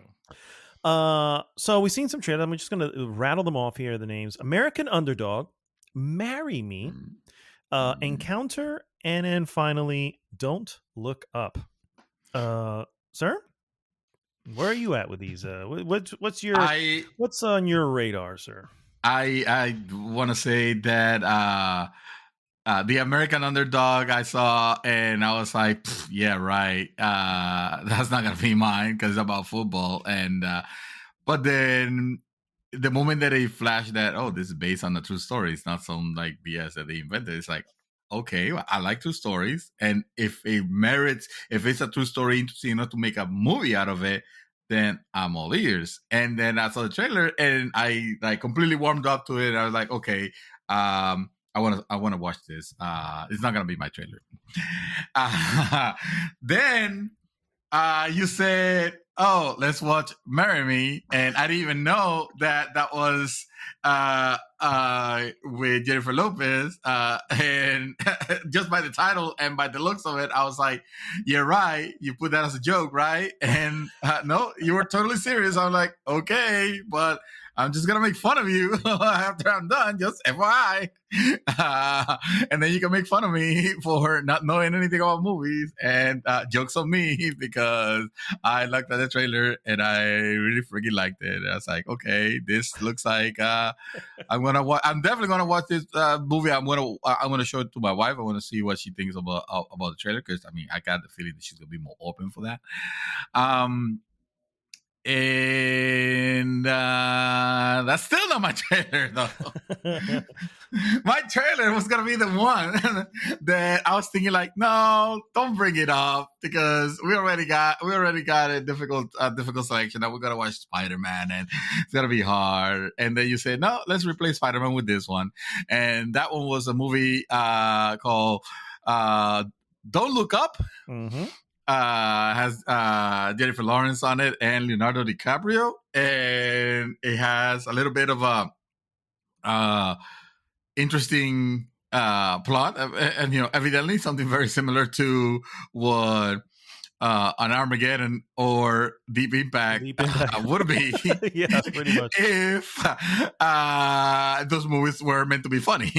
And it looks like this might be it. And I am totally okay with that. So this is going to be my topic, my trailer of the week. It's going to be Don't Look Up. Don't Look Up. Can't wait to see that one. That one looks... it looks pretty cool, pretty neat. I had mentioned off the air that I was like, well, I knew that Netflix had a film with Leonardo DiCaprio, and it was coming out, and I was like, oh, okay, Leonardo DiCaprio brings a little, star power when it comes to your films, and this one has, for the record, has some serious star power. I mean, you have him, you have Jennifer Lawrence, you have Timothy Chalamet, who, if you don't know him by name, he was the main character in Dune, Jonah Hill, Kate Blanchett, Meryl Streep, Ron Perlman. I mean, this has Tyler Perry. The list goes on, actually, as I'm keep going here. So there's some serious star power behind this. There is some serious. Yeah. It's written and directed by Adam McKay, who has done The Other Guys, which actually I saw. He was a writer in Ant-Man. Oh, gee. Just throwing that out there. Not that means anything bad or anything like that, but it's important to know. Anchorman 2, he directed. Step Brothers. These are all some serious Will Ferrell films. So I'm like, you're playing with the term serious very loosely. I mean, go very loosely. Anchorman, Talladega Nights, Step Brothers, The Other Guys. Talladega Nights. Okay, these are all Will Ferrell films. So you're trying to have me change mine, aren't you? That's what he's trying to You say. like Will Ferrell. I don't like Will Ferrell. Well, I mean, it's not that I love it, but yeah, I don't hate him like you and my wife seem to hate Will Ferrell, because apparently he pooped on your cornflakes. At some point in life, I'm sure he did. And I still hold him accountable. No. So anyway, I just wasn't expecting it to be this kind of film. It obviously has a little goofball to it. You know what I mean? Yes.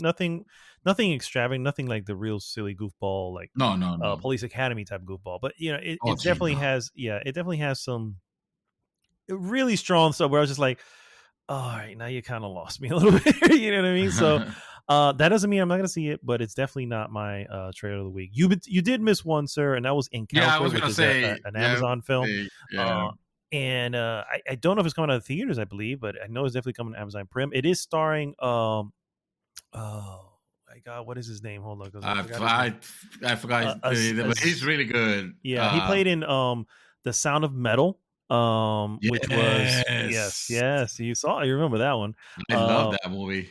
Let me see, why is his name not on the front? Why is he not encountering here on my thing? Okay, Fandango will say Riz Ahmed. Thank you. Yes, Riz Ahmed. Yeah.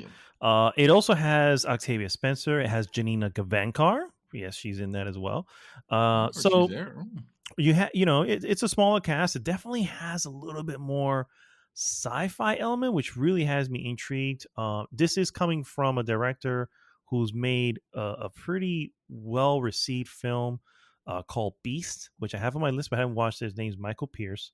Mm. So that's why I included it, because I was like, oh shit, this is gonna be some good sci-fi. So, but that's also not my trailer. Unfortunately, I'm gonna go back to the very first one, and that is, of course, you are. American Underdog, which is the Surprise! real true life story of Kurt Not about Warner. football. And yep, and I love football films. For the record, they tend to be actually sports movie in general tend to be really good. But I love football films. This is one of those rare ones that won't have these weird team names because the NFL is actually involved. You know what I mean? Because That's what happened. I was like, what? The what's? When they say the names, these are real names, right? Yeah, the St. Louis Rams were a real team. They moved recently to now they're the Los Angeles Rams, but Okay. they were the St. Louis. These are real NFL teams, but I have seen other movies which are great, which happen to be professional football movies, but because they don't have the NFL license, they can't use it. So they have the Miami Sharks instead of the Miami Dolphins. The outfits tend to be really out there because again, they don't exist. So anyway, the point is that this is a real story. I know the story of Kurt Warner. He's already retired. He's actually an NFL analyst, so he's actually more of a commentator on TV for games. But his story is truly an awesome story, and I love the fact that they call it American Underdog, because that's what that is, right? You saw the trailer. That's what I know at some point when I was struggling, working at some crazy ass little job, just trying to make money for the family, and eventually with time and a lot of patience and work, you eventually make it where you need to go. But of course, his dream was much bigger. You know what I mean? And it really, really is an amazing story. So I can't wait to see how they do it. By the way, that the actor who plays in that is the one who played in Shazam. The guy. Yes. Yeah. So that's also pretty cool. And who's playing Kurt Warner, by the way. So anyway, so that, guys, is our trailers of the week. Let's go ahead and move into our useless news, and I'm going to start off right at the top with keeping this, because this week was very Xbox heavy, if you will. But we'll start with this. A new 6-part documentary series about the history of Xbox is coming next month. Power On, the story of Xbox, we're releasing on December 13th on a number of free streaming platforms, including Roku, IMDb TV, YouTube, and Redbox. The series will cover the entire 20-year history of the console, and it appears won't be shy to discuss its low points either. Trailer is available if you want to check it out. I just realized that we could probably have made that one of the trailer of the weeks, but we'll ignore that mistake and move on. From the struggles the team had showing off the original Xbox to its extremely large controller to the Xbox 360's infamous red ring of death failures, the documentary trailer shows that it won't be entirely positive. Head of programming from Xbox, Tina Summerford, said the project began almost... I saw the pictures. The project began almost 3 years ago with a simple question: is there a compelling story behind the history of Xbox? The answer, as it turns out, was yes. So we partnered with Emmy award-winning documentary film team to really dig in and bring the story to life. At its core is a story about how Xbox started as a passion project from a small group of gamers within Microsoft and grew to become a source of joy for Xbox players around the world. Documentary trailer, blah, blah, blah. Just looking to see if there's a date here, and there is none. Oh, I mentioned already. I'm sorry. December 13th. Yeah. Sorry. And yeah, man. I think I'm down to see that shit right there. Me too. Documentaries to begin with. So yes, you do. I'm so down to check out Xbox history. And I'm sure there's a fascinating story to be told there. Fascinating. Yeah. For sure. Yeah. Speaking of fascinating stories, Rockstar apologizes for GTA Trilogy's Definitive Edition's unexpected issues. relist classic versions for PC because they had taken it out. Remember, they actually took the classic versions out so that you only had the chance to play definitive editions. I don't know why companies do that. Dude, the same old one. The same old why, yes. Rockstar has apologized for the unexpected technical issues plaguing its wildly lambasted Grand Theft Auto Trilogy Definitive Edition release, promising to put the classic versions of the games back on sale on PC, making them free to owners of the remaster. Rockstar's Definitive Edition, developed by Grove Street Games, launched last week and immediately attracted ire from its myriad of issues, including progression crashes, a widely documented procession of admittedly sometimes hilarious bugs, poor performance across all consoles, and a host of art concerns. Digital Foundry put it at the time, quote, "The bottom line is that it's impossible to believe that this remaster was properly tested. And if it was, it seems that the bugs were not addressed by the developer. The end result is simply not good enough, and this is such a shame.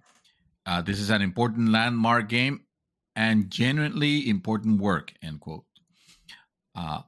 Frustrating matters further, Rockstar, who also made the decision to delist all classic releases of GTA 3, Vice City, and San Andreas, meaning its shoddy remaster was the only way to experience three of gaming's most celebrated titles for those that hadn't purchased copies prior to the original delisting.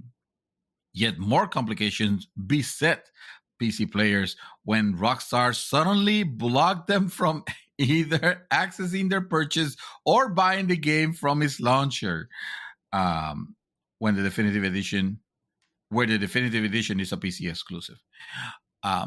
A situation that lasted for 3 days.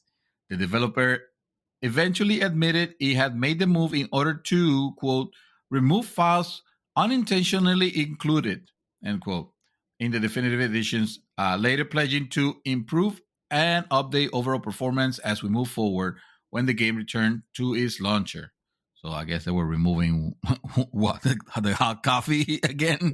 It's like, oh shit, we left the coffee hot again. But now they're gonna rate our games M or NC-17, whatever it was the Rockstar back then. Anyway, all to say, I mean, who would have thought of Rockstar? You know, say what you will, Rockstar is not one of my favorite companies.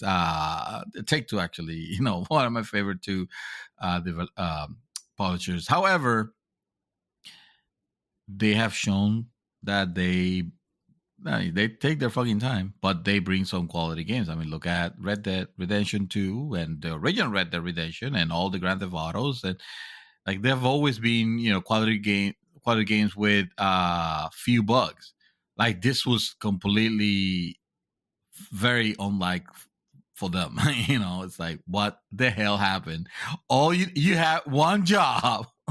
Unbelievable. Honestly, I think this is not my hot take, so this is coming from another source, but it was hilarious when I heard it, and after seeing some of the videos of the game running, I almost have to agree.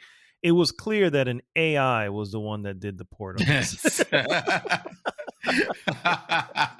was like, wow. It was yes. It looks like an AI was presented the 3 games, and they just they took the input and gave us some crappy output. Yep. So that was pretty funny when I heard it. So, all right, moving on to my next piece, guys. Keeping it on the Xbox front, Xbox has stated that the 76 game added to its backwards compatibility catalog this week will be the last to be added. In a blog post on the official Xbox Wire website, compatibility program lead Peggy Lowe explained that the company has reached the limit of what was legally and technically possible. Quote, this latest and final addition of 70 plus titles to the backwards compatibility program was only possible through the passion and feedback from the community. Your constant requests for specific titles and enhancements encouraged the backwards compatibility team, we're going to call them the BC team, to partner with the original creators to preserve thousands of games from over 4 generations of Xbox. While we continue to stay focused on preserving and enhancing the art form, the art form of games, we have reached the limit of our ability to bring new games to the catalog from the past due to licensing, legal, and technical constraints. Thank you for being part of this journey with us. End quote. From here, the article continues. This isn't the first time Xbox has declared its backward compatible BC programming to be over, although the last time it happened, the reason given was a change in the focus rather than it not being possible. In a statement in 2013's E3, the company stated that it is turning its attention to making Project Scarlet, which was X and S at the time, to making sure Project Scarlet would be able to play all the games previously added to the compatibility list. Quote, we have now shifted our focus to help make the games you love playing on Xbox One compatible with Xbox hardware in the future. This was from the blog post in 2019. After this week, we have no plans to add additional original Xbox or Xbox 360 titles to said catalog on Xbox One, but we're excited to continue our work on compatibility across platforms and devices, which remains our top priority. That's good. That's good. I think it's. I think you guys did okay. I was going to say, start winding down. They did some God's work there, sir. You know what I mean? It's one of those things where I look at them. I look at to another extent GOG, who also does this for PC. Reaching out and doing all the legal work to try to get these titles that can get lost in history and just kind of keep them available for people. It's a history. You know what I mean? And say what you want, regardless of how I feel about backwards compatibility, because there's just certain titles that, it would be cool to go back and play, but am I really going to play it to the end? It's like, no, probably not. But that doesn't mean it shouldn't be there. It's not necessarily about going back to them. It's about preserving games for those who haven't experienced. And there's a whole generation that Xbox 360 game and let's say PlayStation 3 games, they could already be considered, hey, these are classic games now. Oh yeah, for sure they are. Now that we're 2 generations past, of course. And very recently, I didn't mark it down, but I saw a piece that talked about Phil Spencer, defending the usage of emulator, as long as it's done legally, obviously, for the preservation of video games. So it makes perfect sense. I agree. Xbox turning 20, so we're gonna keep it on the Xbox pass, I guess. Phil Spencer, it's this week, so it's all Xbox all day, all time. Phil Spencer's Xbox. Phil Spencer says Xbox Game Pass is, quote, very, very sustainable, not burning cash. Since its inception, Xbox Game Pass skeptics have wondered whether Microsoft's popular subscription program is too good to be true. With Xbox generally reluctant to share hard numbers, observers have speculated that the service is being treated as a loss leader in order to build up as many subscriptions as possible. But during a press blitz intended to promote Xbox 20th anniversary celebration, Xbox executive Vice President Phil Spencer says that isn't the case, even with subscriber growth beginning to slow. Instead, he said the service is, quote, very, very sustainable and continuing to grow, end quote. I know there's a lot, the quote continues, I guess. I know there's a lot of people that like to write that we're burning cash right now for some future pot of gold at the end. And Spencer told Axios in a new interview. No, Game Pass is very, very sustainable right now as it sits, and it continues to grow, end quote. Spencer comments follow in the wake of Forza Horizon 5's successful launch, which was available as a day one release in Game Pass for Game Pass subscribers. With more than 8 million players since launch, Forza Horizon 5 is the biggest Xbox Game Studio launch so far. On a separate piece of news, Forza Horizon 5 has 10 million players now. Earlier this year, Microsoft CEO Satya Nadella confirmed that the Game Pass now has 18 million subscribers. Not bad for a service envisioned as a rental service. Originally, yeah. Yeah. In the meantime, Halo Infinite Multiplayer was released, and Xbox is winding down its backwards compatibility program like you talked about. So, that is to say, yeah, man, how about those skeptics that still think that Game Pass is somehow it's a lost leader? Like, you believe that still exists? Like, there's still people that believe in. I mean, I guess there are people that believe that the Earth is flat, right? There are like, people. They who are do the that. cuckoos. Yeah, really they're a little crazy, but I'm gonna sit on that camp and I'm gonna stake my flag on there, right next to the flat earthers. Apparently, I guess there's the same camp. Sir, I'm not in any way saying that, and I mean, yes, I'm sure there are a lot of hot take articles that go, "Oh my God, I'm sure Microsoft is burning through." No, I don't think they're burning through money. However, there is a difference between sustainable and profitable. And I love the fact that sustainable breaks even. Billy Spence is a very he's a businessman. Yeah. And obviously there are, let's be real, there's stakeholders and stockholders, and you don't want to ever say that it isn't, because that will plummet your stock. You know what I mean? So obviously you don't want to say that. They're never going to say that. And I don't think we're ever going to find out for sure. But the reality is that it is just looking at what comes available with it. Or you know what? Don't even go with that. Just looking at any other service that has a similar thing, they have all been non-profitable for a long time before they finally became profitable. It's just one of those things. It just takes a while to get to that. And there's nothing wrong with that. You know what I'm saying? In me, I was like, there's nothing wrong with that. But I know you're not there, because if you were, you would say you're there.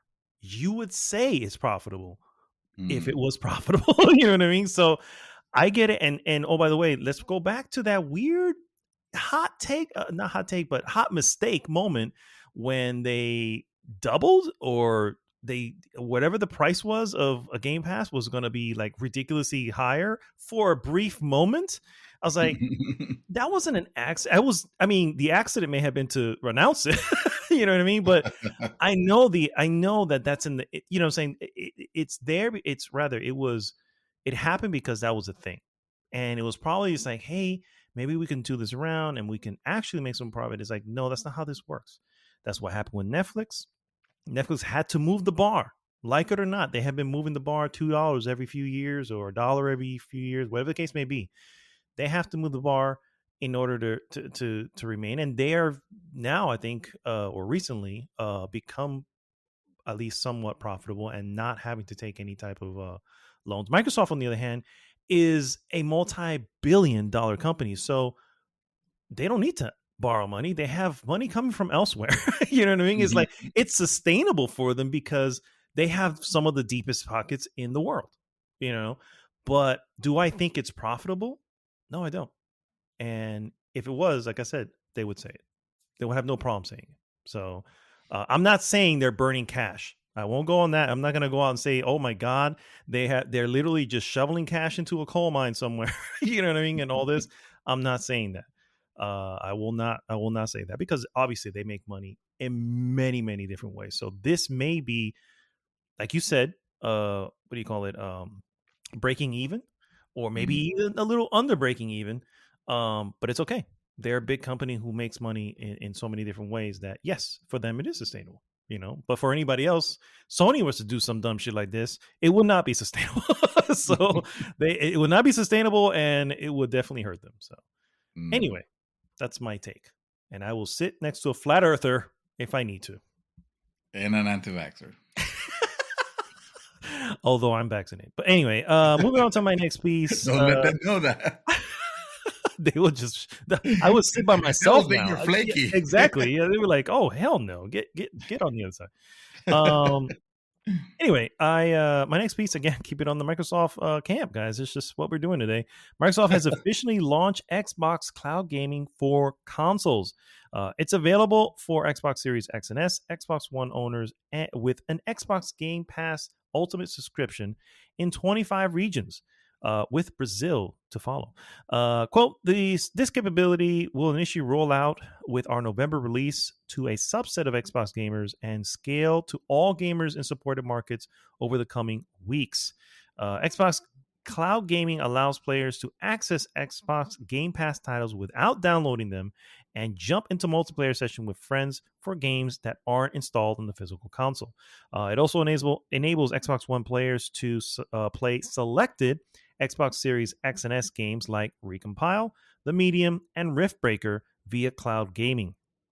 Quote, we will also continue to support this capability and expand our cloud game library to include more next-gen titles like Microsoft Flight Simulator in early 2022. So yeah, man, that's good stuff for me because I still plan to get an Xbox Series S at one point, not the X. Which, by the way, I don't have a news piece here, but I don't know if you do. But turns out the S is the better selling of the two. I don't know if you heard that, but Of course, that's the one that people can find. yeah. It's also the affordable one. It's also the affordable. Exactly, Yeah. exactly. Well, fuck it. Well, I guess we'll just make it everything Xbox. I guess so. Yeah. Because I mean, it's 20, whatever. Xbox discusses the Elder Scrolls 6 exclusivity coming to Xbox and PC.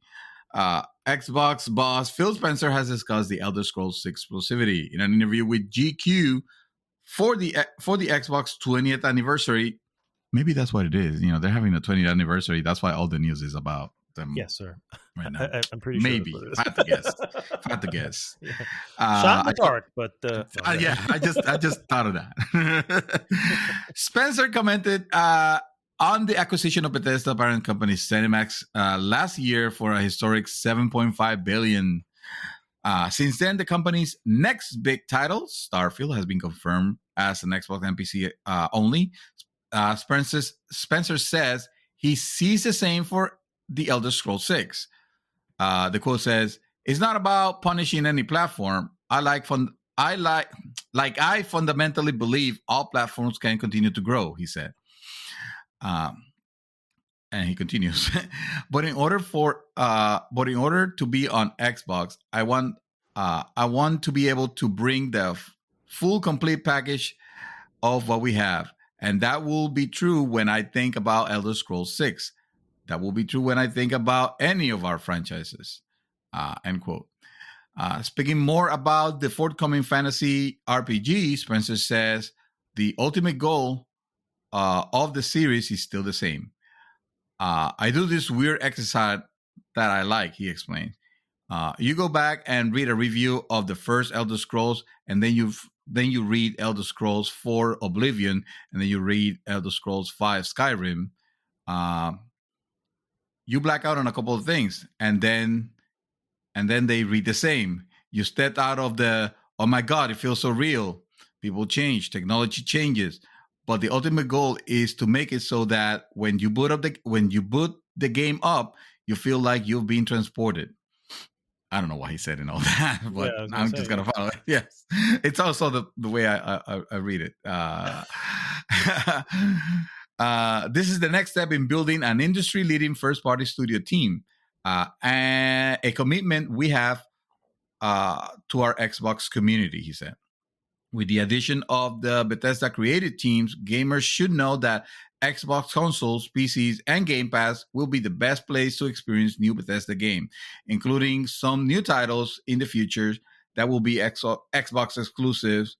And that will be exclusive for Xbox and PC players. This remained up in the air for Starfield until its exclusivity was confirmed in June. Oh, that's right, because at first people were wondering, like, is Starfield going to be exclusive? But they would have made an acquisition for no reason. Mm-hmm. As time goes on, we see more and more. The big titles of Bethesda will all be exclusive. So I think I think time is like it's time to stop asking the question. Like honestly, Yeah. It's if time to accept for Sony players, accept the facts. Okay? It's not coming. well, it's like it's like it's like anything. It's like okay, Sony acquired what was the company that the Spider-Man company Insomniac. Insomniac, exactly. Insomniac had an exclusive title for Xbox. I would have loved to see more Insomniac games on Xbox, but guess what? Sony acquired them. I do not expect their next Insomniac game to be like, oh, maybe it'll be multi-platform. Like, come on. It's like, get fucking real. Yeah, exactly. Companies don't spend that money, for a reason. I guess okay, so I guess the question was, well, Xbox hasn't been, or Microsoft has been about let's just sell the game, right? Like they did with Minecraft, and and they're kind of expected to follow along with the Bethesda titles. Well, for some Minecraft is a reason, but service, so I think it's a little different, right? That's an ongoing service game. Minecraft is Minecraft doesn't sell you anything other than the game. Seinfeld is. Oh, sorry. Yes, Seinfeld is. What's the deal with Seinfeld? No, but Minecraft, it's like the only reason I don't call it.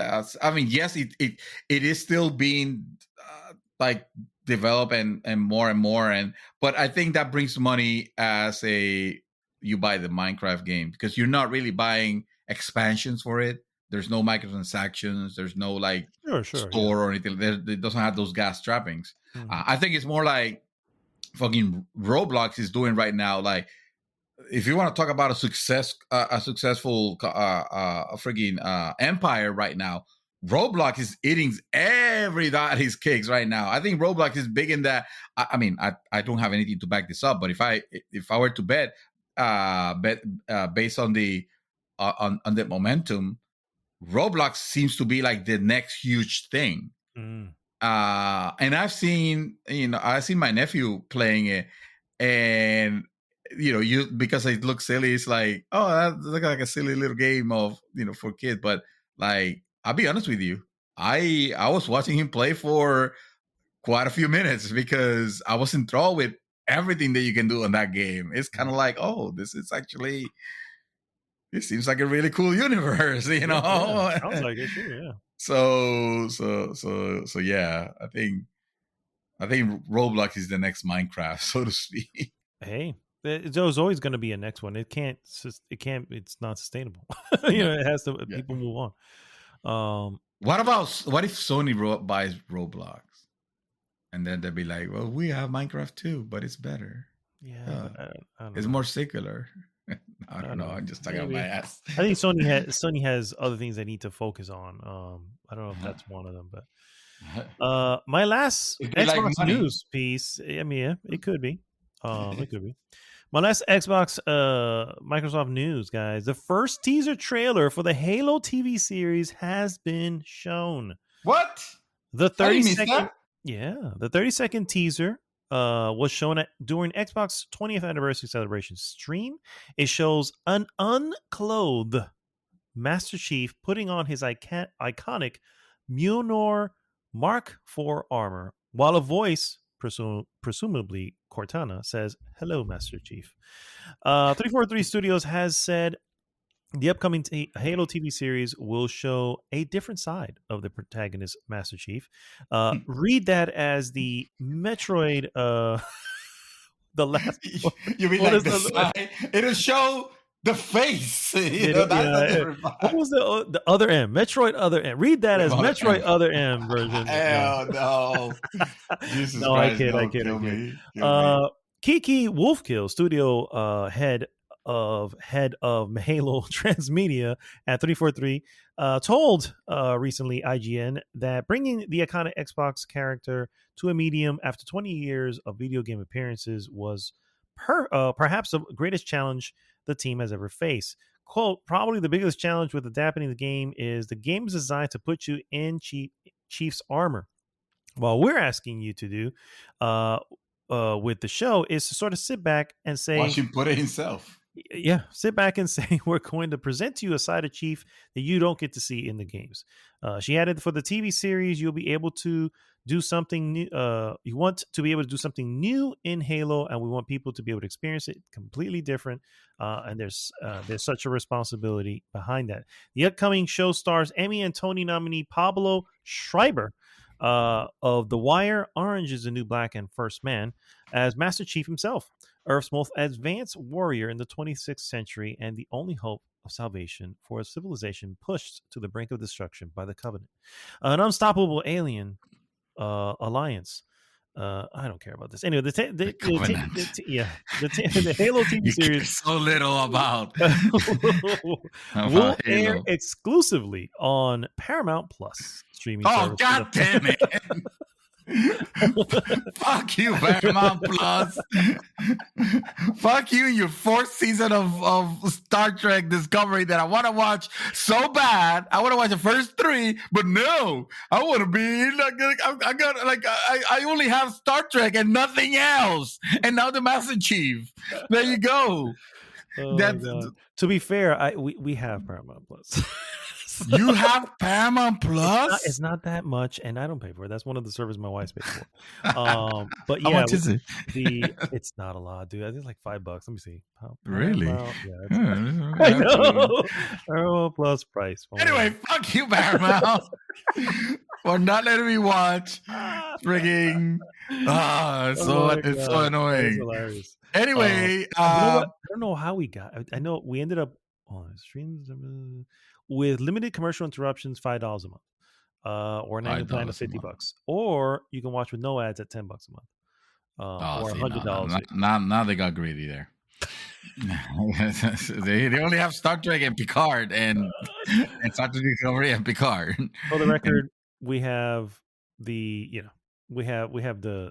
lowest one, but the films don't have interruption, and we were able to see A Quiet Place 2 via that. Oh, when it came out, it came out early. Like it came out early. To So that what you're service saying is you before haven't anyone- watched Star Trek Discovery? I'm not a Trekkie. dude. Picard. I just God. I know. Damn it, man! Why you have to fail at the most important things? Oh, because you got football, so that kind of evens you out on coolness. I never minded I never claimed to be cool, for the record. you know, again, Well, obviously not, because I mean, you have a hole in your Star Trek, and that is not liking Star Trek. I'm pretty sure Get I off my claim podcast. to be the exact opposite of that. So, anyway, sir, I only have a couple of like one-off hits. No, here. I have a request. Okay. I need. I don't. Who's playing Master Chief? Is that a white actor? Is that just some white dude? Is that gonna be the thing? It's gonna be like I want. So here's the thing. I want Master Chief to be played by. Is his name Idris or Idris Elba? Idris Elba. Yes. Either him. It's not him, dude. I already I told know you. it's not him, but I want him to. I want it to be him. Or if not, it's non-negotiable. They will have to make it Sigourney Weaver, and just make Master Chief be a lady, because there's nothing wrong with that. No. We live in the times now, and it could happen. He said we live in the times now. Not future times, not advanced times. No, We that's just what live in the we want to times. be. We're talking all about inclusivity. Don't. Why not make Sigourney Weaver Master Chief? Why not? I'd be okay with that. I think she's a little old for the role at this point. If she was, That's the thing. That's the thing about inclusivity. You're not too old for any role. You can be Master Chief. Yeah, maybe. I sent you the picture of Paul Schreiber, and I think his name alone should kind of clue you in as to fuck this shit. Look at that. Super Omega, like yes. Okay, all right. So I'm Master Chief is what it is. Okay, I got it. All right. what do you care, bro? You don't have the service anyway, so it is. Yeah, this thing is some fucking fan fiction. Some clan fan fiction is what it is. So no, it could be. Yeah. It could be. Yeah. We My quick cannot hit- be selling shows to Fox, people. All right, my done. quick hits, guys. If you haven't heard, Guardians of the Galaxy now has ray tracing on PlayStation 5 and Xbox Series. Yes. Now that you finished it. Now that I finished it, yes, it's there. It is also available on Amazon for $30 for anybody. Yes, But guys. by the time you jump hear on this, that it may be bitch. gone. Yes, that's So, sadly true. unfortunately. And lastly, my what I have, Henry Cavill has thrown his support behind The Witcher showrunner Lauren Schmidt 7-year plan. So you say he tossed a coin to The Witcher? He tossed a coin to the showrunner Okay. regarding her 7-year plan for the widely popular Netflix series. According to the Hollywood Reporter, for a recent feature, Henry Cavill suggested that he will be up for reprising his role as Geralt of Rivia for 7 seasons if the show keeps going. Though he did have one stipulation. Absolutely, Cavill said in regards to supporting it, as long as they keep telling great stories which honor Sapkowski's work. Respect to Cavill on that line right there. Yes. Season 2 of the series obviously comes out on Netflix on December 17th. I will probably be doing a Why season so 1 late? rewatch because that's just kind of what I do. That's just kind of what you do. Yep. That's kind of what I do, sir. That's all I have. Did you have any other tidbits? Oh boy. Activision CEO. Oh dear Lord. That's it. That's all I have to do. That's all I have to say. That's it. Oh, you want me to continue? Okay, fine. I'll continue. Activision CEO reportedly knew about the allegations against the company for years. We're talking about the sexual harassment allegations, etc., etc. Treyarch co-head quits over sexual harassment report. Ouch. More accusations against Activision. Activision Blizzard has surfaced in a Wall Street Journal report. Activision is once again in the spotlight thanks to a new Wall Street Journal report. In short, Treyarch's co-head has left the company. A pair of claims have been made against Sledgehammer Games, and another accusation has been thrown at Blizzard. Adding to this, the Wall Street Journal also report instances of bad behavior on Bobby Kotick's part, as well as claims of him seemingly unconcerned over sexual misconduct allegations made against the company's superiors. According to the report, Activision Blizzard's CEO Bobby Kotick was apparently aware of the various sexual harassment allegations against the company, and he failed to act accordingly. There were also a number of instances where Kotick himself has settled with former employees. One said he had left her a threatening voicemail, while another employee was fired by him for reporting sexual misconduct. One of the instances happened in 2006 when an assistant of Kotick's was left a voicemail by him in which he had threatened to have her killed. Fucking wow. I didn't read that part.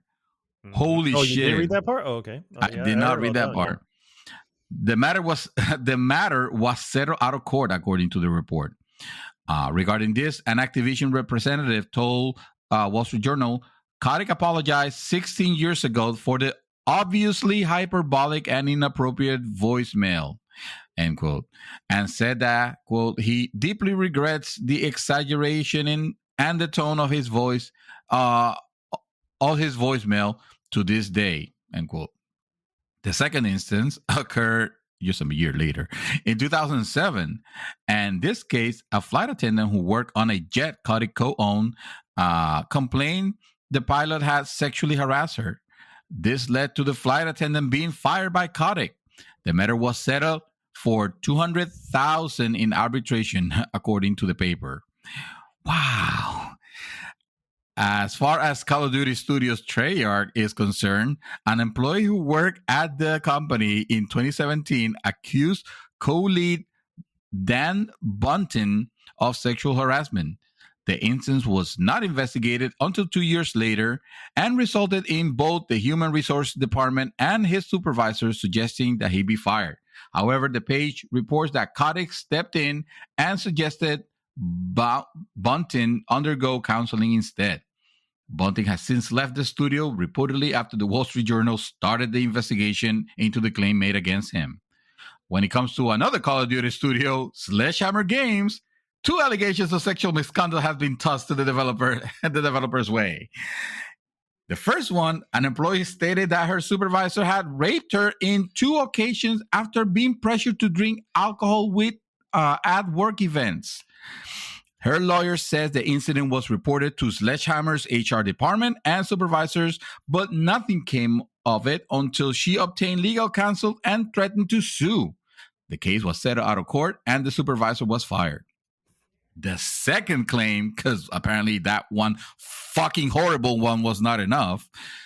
The second one claim states that another alcohol-fueled office party in 2017, an employee sexually harassed another. When she complained to the supervisors and human resources, the accused was given a 2-week paid suspension and allowed, so a fucking vacation basically. He was rewarded with vacation and allowed to remain at Activision in a different position.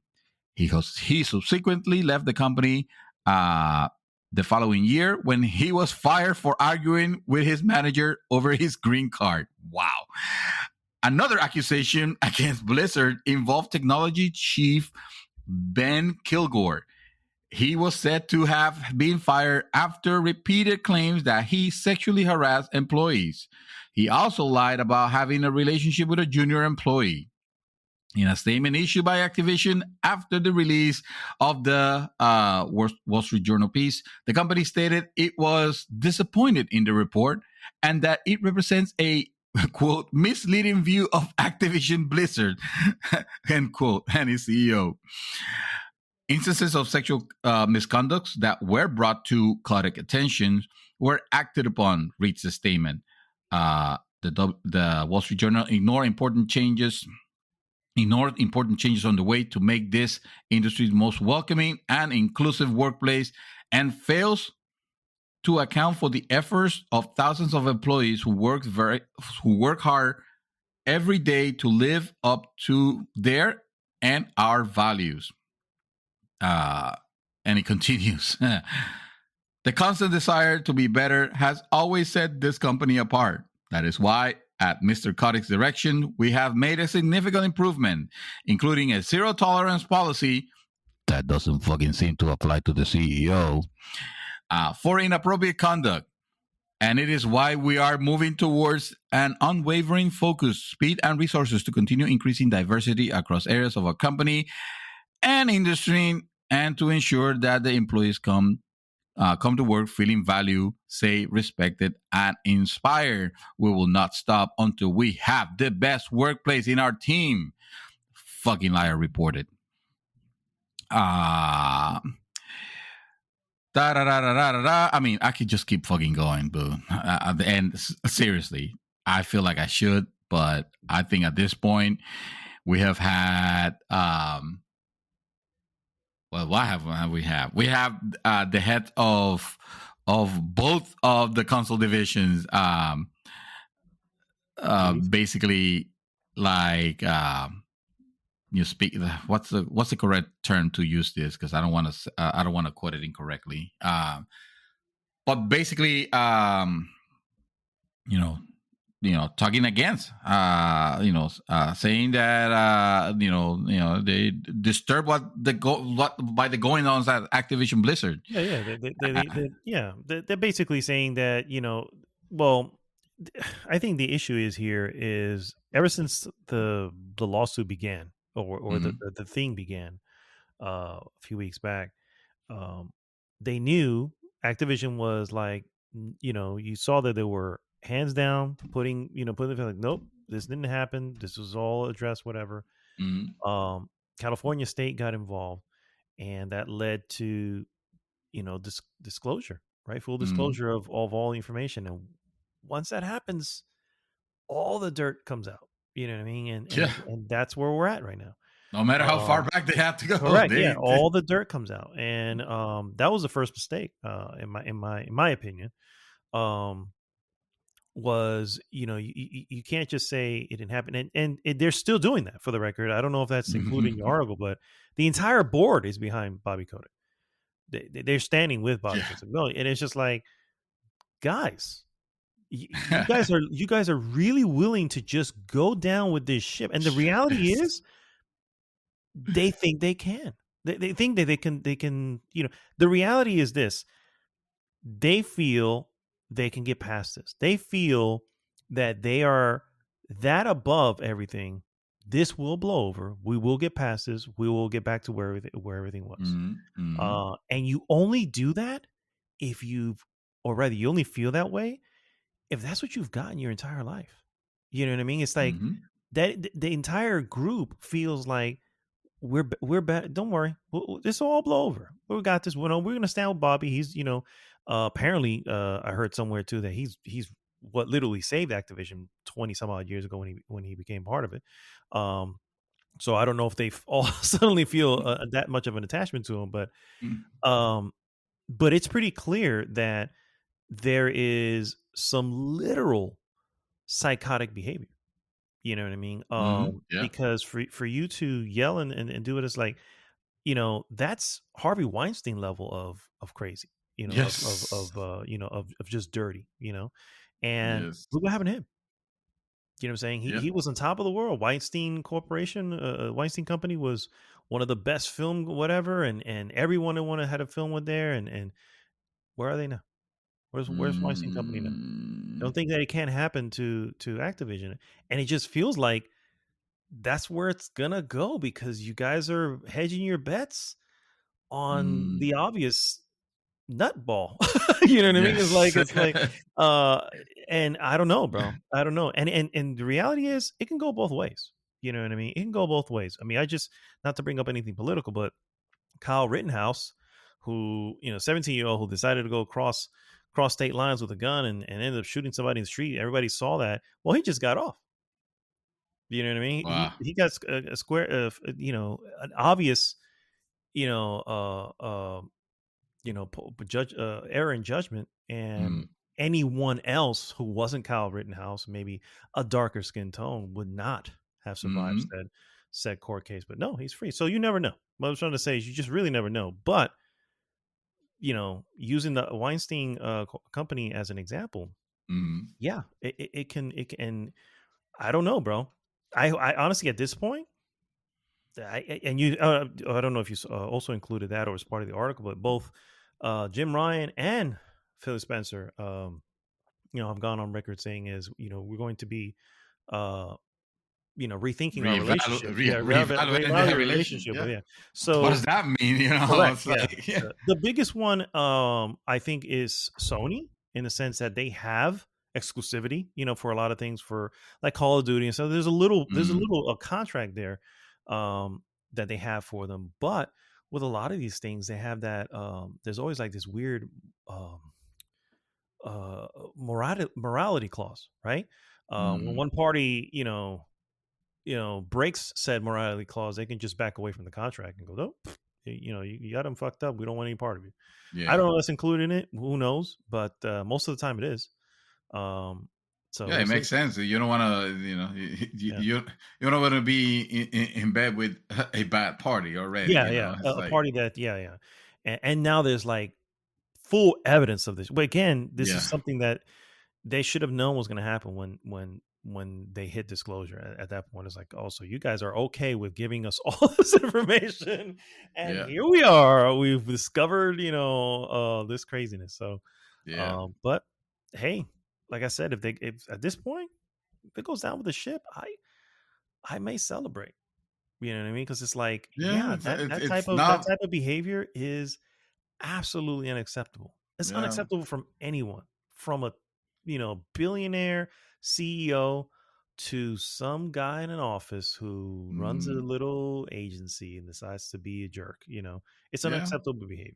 Period. I mean, don't get me wrong. We're But not advocating for for Activision to disappear. This No, version of Activision not at of all. Blizzard and what they are, because we don't want people losing their fucking jobs, of course. But No, this type of this type of behavior, the only way that you root it is at the fucking source. Like if you don't do Correct. anything about it, and you leave your CEO with his dirty things and whatnot, like what gives anybody assurance that things are going to change, uh like no, the way you fix this is you get rid of Bobby Kotick. Actually, you do like a complete cleanup of the fucking Of the of all board the in this fucking case, yeah. yeah, and that's how uh that's how you have a possible chance of salvaging the relations that this company has with, like, within all the studios, first of all, because the morale has to be like really crappy, Oh, at right this now point, there. it has to be, yeah, It's got to it be has to be through the pathetic. floor. Yeah.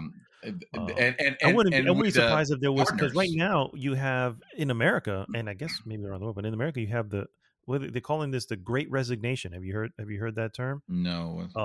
The time that we're in right now is a Great Resignation, where you have a lot of people just resigning from work and either collecting unemployment or just not doing anything. Why um that is, who knows? But that's why everywhere you go, you have places are hiring. Everywhere I look is hiring. yeah, Everywhere I right. look, anyone who tells me they can't find work, I'm gonna slap you in the face and call you a liar, because there's work everywhere. Yeah. Um, it may not be work you're looking for, but there's always something to do.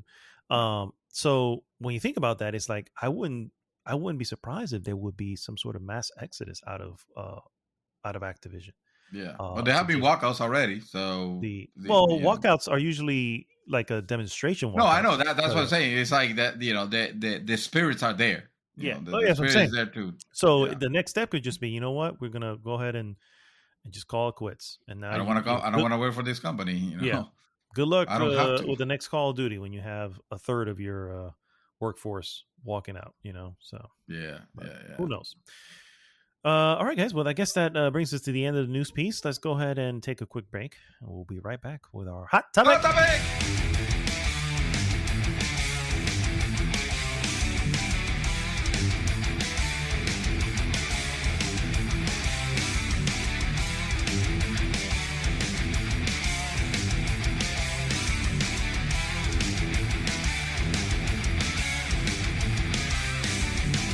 Have some fun. We are back, guys, and it is now time for the hot topic of the week.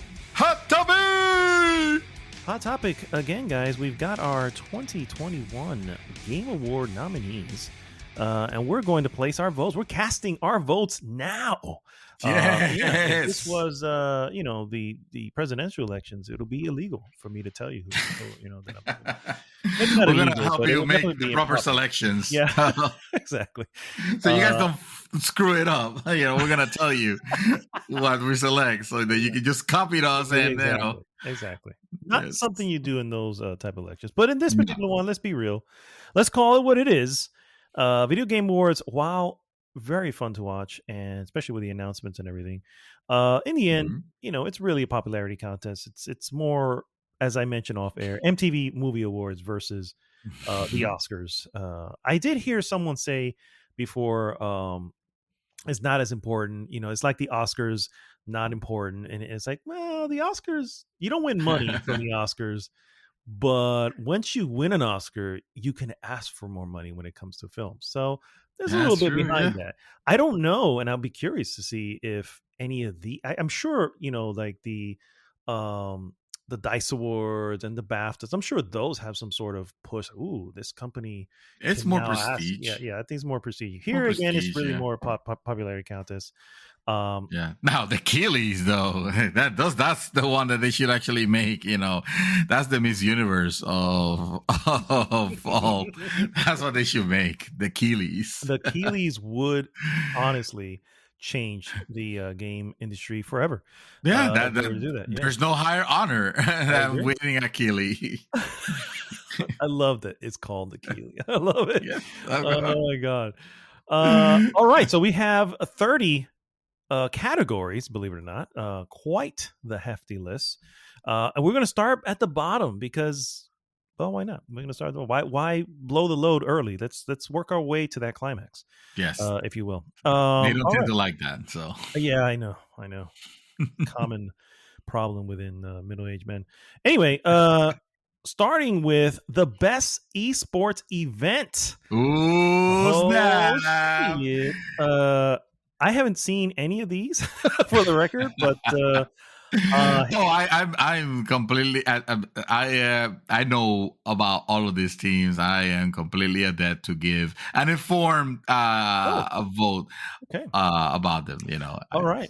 So for the record, the reward is recognizing an event across single or multiplayer days, multiple days, excuse me, that delivered the best in class experience for participants and the broadcast audience. The nominees are the 2021 League of Legends World Championships, the International 2021, PGL Major Stockholm. Sorry, PGL Major Stockholm 2021. That's got to be a funny. No, it feels like that's a funny. Stockholm Syndrome, Major Stockholm Syndrome. No? Okay. Anyway, moving on. PUBG Mobile Global Championship 2020 and Valorant Champions Tour Stage 2 Masters.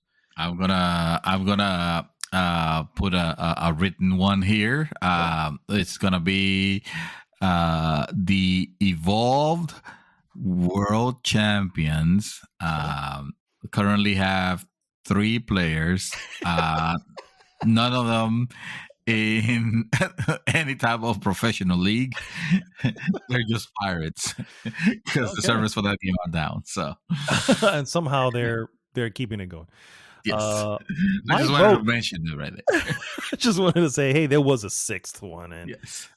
you guys left it out. I'm just gonna go with League of Legends, really, because it's the only one I know. I mean, I know PUBG Mobile, But it's you know what? mobile, so who Because gives a of shit? Arcane, yeah, I'm just gonna say it. Because of Arcane, suddenly I actually went and did some homework on League of Legends, and while I have still zero interest in the game, I'm gonna give the props to that one. So that's where my vote's gonna go, sir. Where are you going? I'm gonna concur on that one because I also didn't see let me see, we don't got Evolve, we don't have the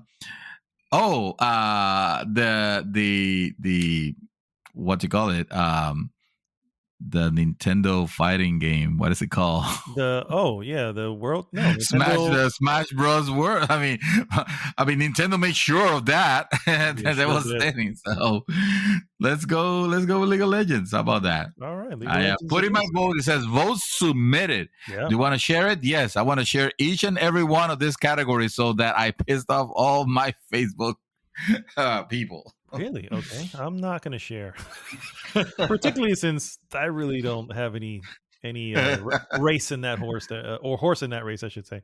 The next category, guys, best esports coach. The esports coach judged to be the most outstanding for performance and conduct in 2021. We've got Arit Silent Gaziv. We've got Andre Ng Shokolov. We've got Andrei B1AD3 Hordovgensky, James Crowder, and Kim Koma Jeong Yoon. Yeah, I don't even know what sport that they're doing here. Hey, they're the best esports coach. I mean, look at their faces. Try to put them on as if they were if they were to be on an NFL team, if they were coaching an NFL team, which team would it be? I'm going to go with if that's the case, I'm going to go with Horodensky, because if there's one thing I love about a coach from the NFL is a no nonsense dude who doesn't who gives you the shallowest praise when you do things right, but reams you out when you do things wrong, and that's how you get the best out of people. Maybe not, but I'm gonna go with that one. That's look at him. He has the headphone. He looks like all he's missing is a working. Yeah, all he's missing is a Surface Pro computer in a tablet, and he'd be there. Exactly. And a red flag to throw out and challenge stuff every so often. There you go. Exactly. I agree. I'm gonna give it to Koma. My boy from Korea. I'm hoping that he actually is from Korea, and I'm not assuming because of his got a Korean name. That is definitely a Korean name, but I mean, I mean, again, I don't want to be that guy. Let's say so. I mean, I want to be this guy because this guy looks like he makes some money. So, come oh, on, you he got my does. He has vote. that businessman look. Yes, you're right. You're right. Yes, Yeah, he's got exactly, that. exactly. I like it. I like it. Yeah. All right. Next category, guys. Best esports team. Yes, we're keeping it esports in case you haven't noticed this. Let's get Recognizing, this shit out of the way. yeah, get this whatever out of the way. Recognizing the specific esports team, not the full organization. Judge the most outstanding for performance and conduct in 2021. We've got Atlanta FaZe. Then we've got DWG Kia. We've got Natus Vincier. Oh, the games are here. I'm sorry. Atlanta FaZe is for Call of Duty. DWG Kia for League of Legends. Natus Nice. Vincier for Counter-Strike Global Offensive. Sentinels for Valorant. And Team Spirit for Dota 2. Sir, what do you? I'm gonna let you go first this time. Where are you going with that? I'm gonna rep my Georgia people, you know, because I've heard a lot about FaZe, even though Shrouder was on the previous one. We didn't pick him, you know, but I feel bad, so I'm gonna pick his team. So Atlanta FaZe. Okay. I am Call of Duty. I don't know. I really have nothing in this one, so I'm just gonna go with the one I know, and that is League of Legends.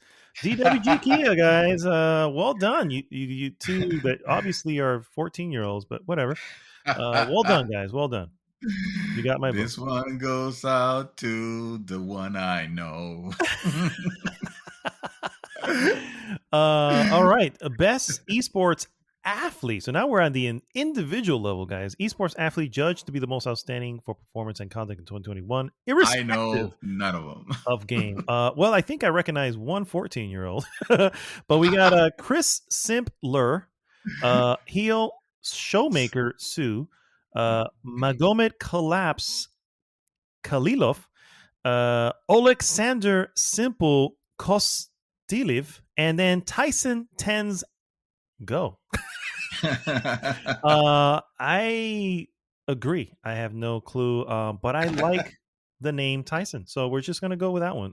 That's where my vote goes. Tyson. I like the name Alexander because it's simple. All right. So that's where my vote goes. Well done, sir. Well done. I can't even argue with those with that logic either. All right. Finally, we're at the game level, guys. Best esports game for the game that has delivered the best overall esports experience for players, inclusive of tournaments, community support, and content updates, irrespective of genre or platform.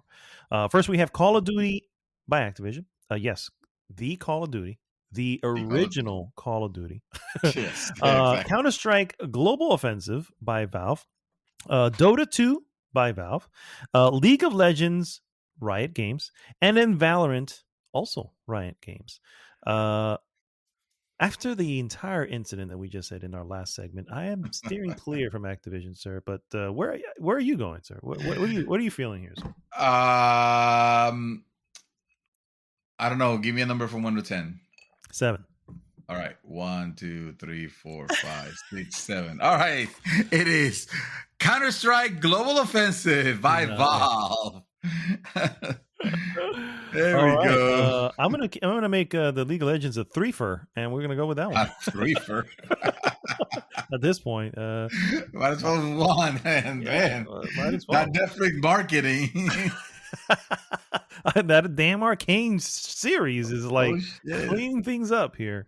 Shit! No, might as well Game of the Year, League of Legends. Yeah, because reasons. Because Arcane. Yes. All right, next category, guys. Most anticipated game. Now, this is obviously more opinionated than anything else, but recognizing here we go. Announced game. All right, that has let's take it serious now.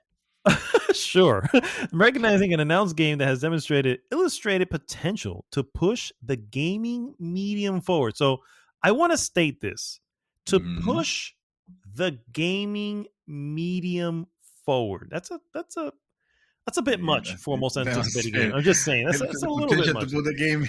And the sad part is that the 5 games that I see here don't appear to actually going to be pushing there anything appears to forward. be. We got 3 sequels and 2 original IPs. I mean, I would say no. Actually, you know what? They're all sequels. Yeah, in When many you think ways. about it. Many ways. Yeah. All right. First, so the games are Elden Ring by From Software, God of War Ragnarok by Sony Santa Monica, Horizon Forbidden West by Guerrilla, the sequel to The Legend of Zelda Breath of the Wild, because it doesn't have a name yet, which is why it's the It's sequel. called the sequel. By Nintendo. And then finally, Starfield by Bethesda Game Studios. Sir, I know where my vote goes, because it goes to the one that I really just want to get my hands on right now. So And Zelda. that is Elden Ring. Yeah. It's hard to argue with that. It gets my vote also. This was not a difficult choice No, to don't get make. me I mean, wrong. I want to play God of War Ragnarok. yes. And I will play Horizon Forbidden West.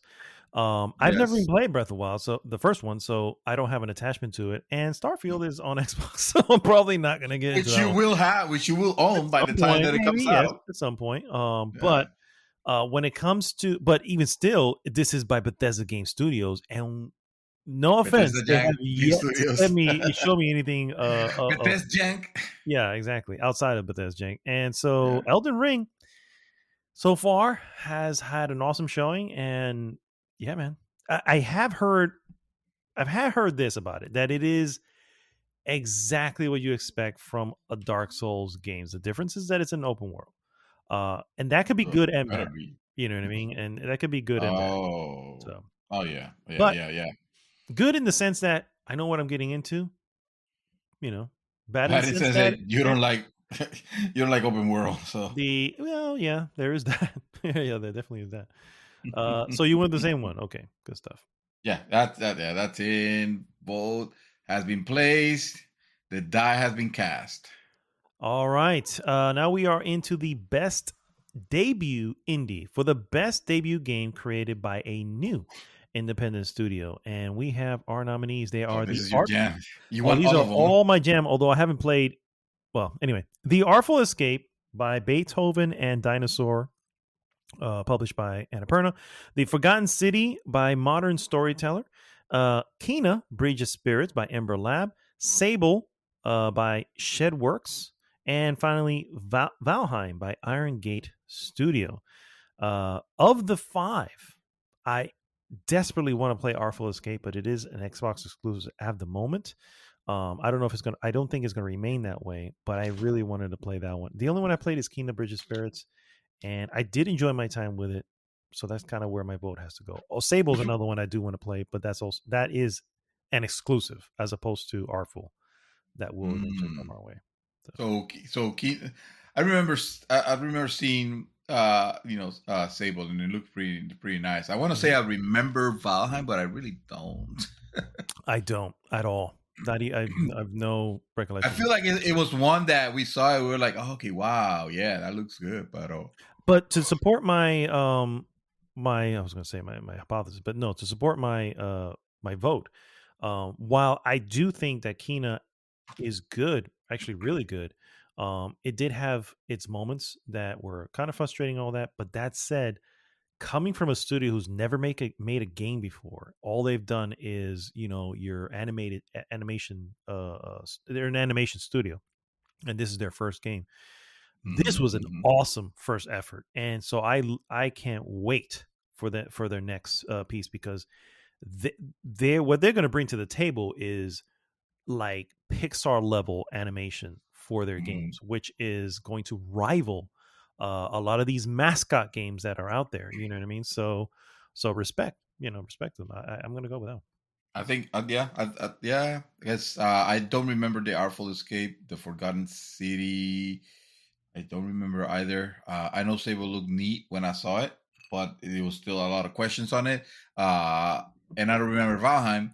Kena, though, I do remember you playing it. I do remember seeing videos of it, and it looked cool, and I wanted to try it. So yeah, I guess that one gets my vote too. There we go. Okay. By proxy. Vote by proxy.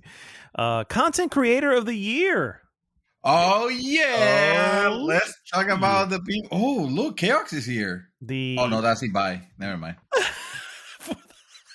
Oh, I'm there. Look, I'm the first one. You are the first one. Yes. You sure are. For a streamer or content creator who has made an important and positive impact on the community in 2021, the nominees are Dream, Twister Fuzzly, or Fusely, maybe, Galls, Ibai, or and Chaos. Greg. Fix No, Chaos. Grevk. Gref. Uh, Grevg.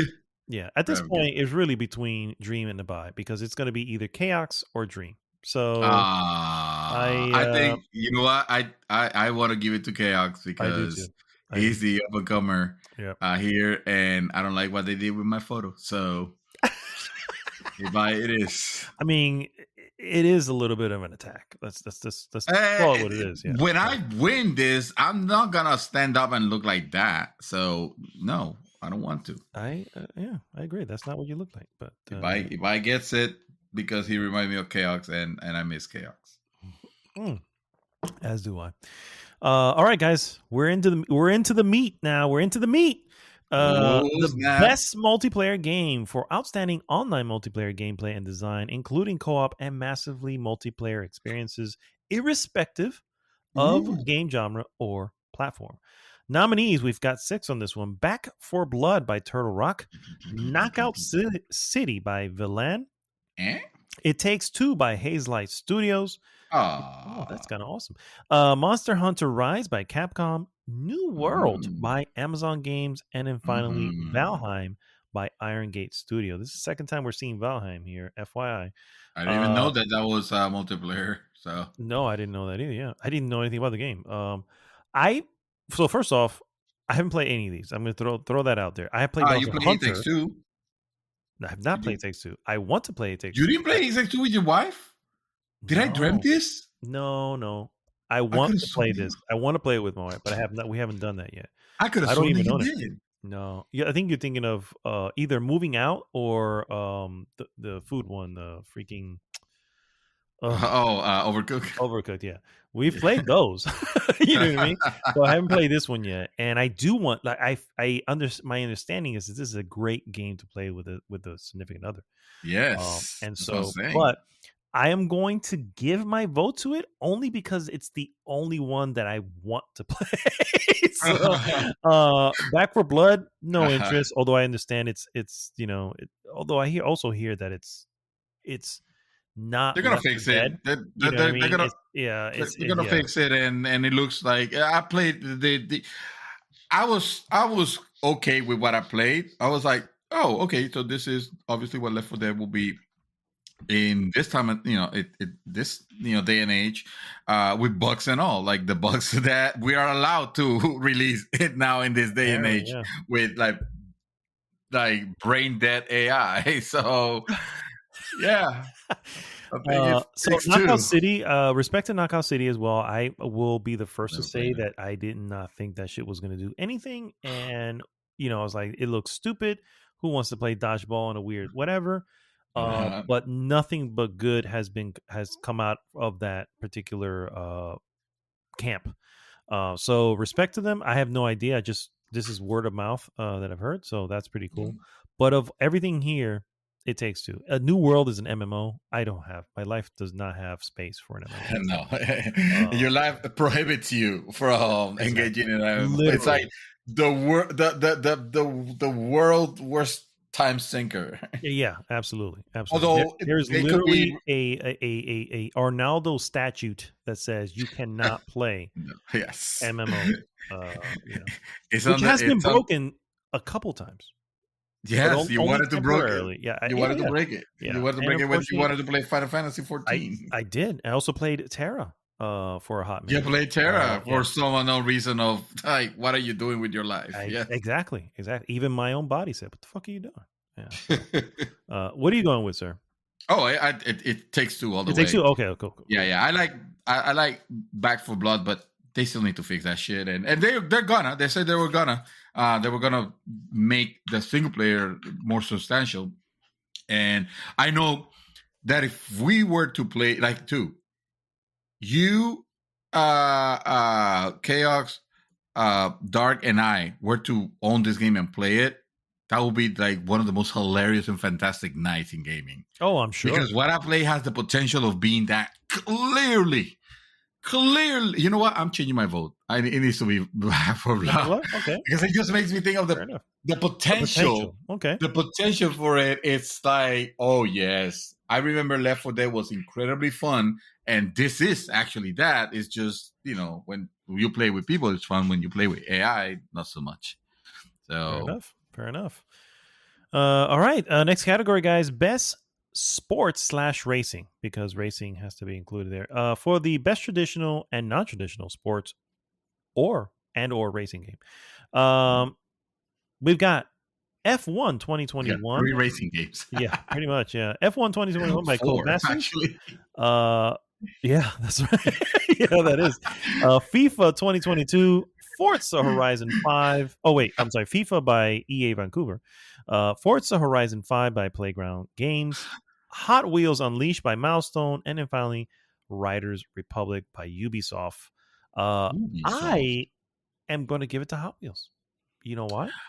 Do you want to know why? Do you want to know why? Because you want to piss me off and unfriend me and... No, because I'm going to give the respect to a lonely little indie title, right? There's no publisher listed there, is there?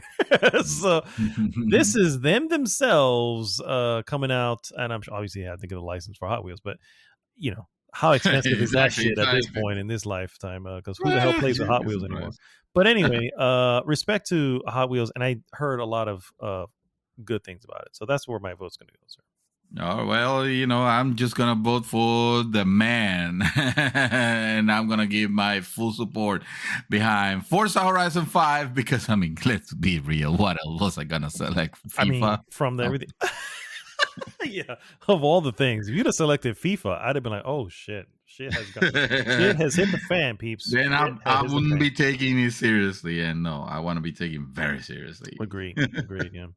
All right. The next category, guys, best sim / strategy, best game focus on real time or turn-based simulation or strategy gameplay, irrespective of platform.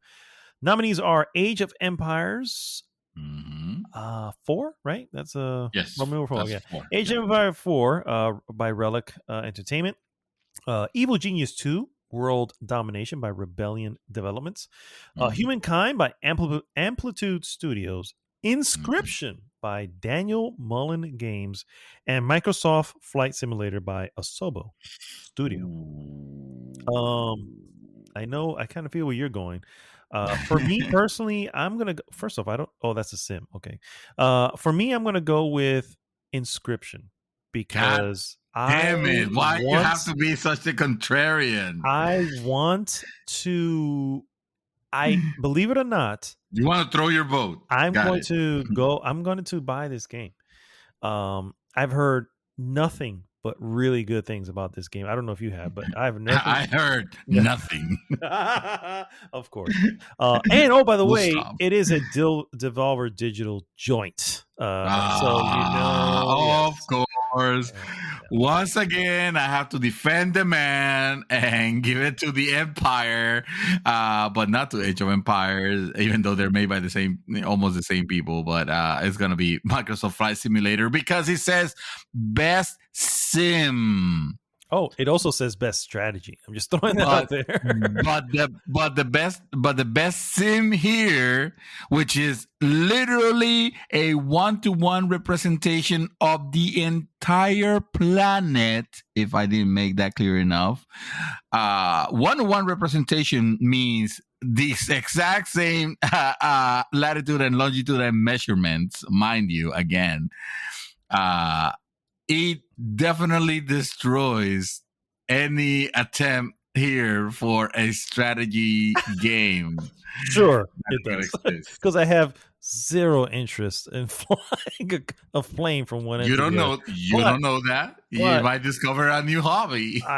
Sir, I don't even like dogfighting. So I'm pretty sure I'm not going to. Well, that's great because there isn't any here. All you do is just fly a plane. Fair enough. Fair enough. My vote stands, though. It will You could go to Paris and you could go to like Yes, different but parts of the world without. Can I go to Paris and have some French bread, some brie? Can I have that? No. I don't You think I can can. you No. can you I can can grub crash a that. plane into the cafe that would probably serve it to me. And but who that's doesn't about want to do that? all Don't you of like a game where France. you play the terrorists?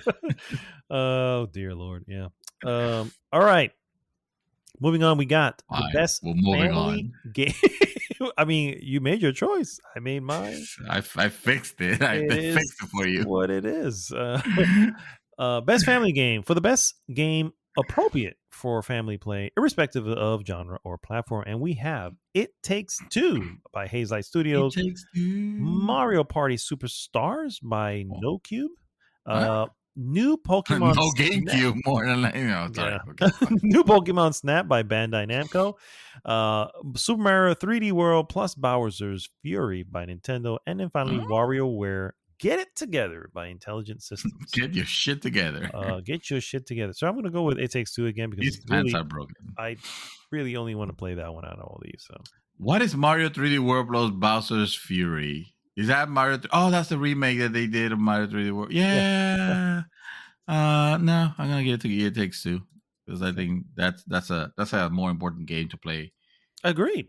I agree 100%. Yeah. I'm glad you Yeah. agree. I'm glad you agree.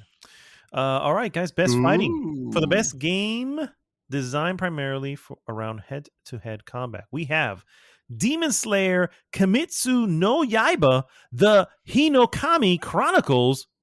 What? The Hinokami? This is also developed by Demon Slayer Kimetsu no Yaiba, the Hinokami Chronicles.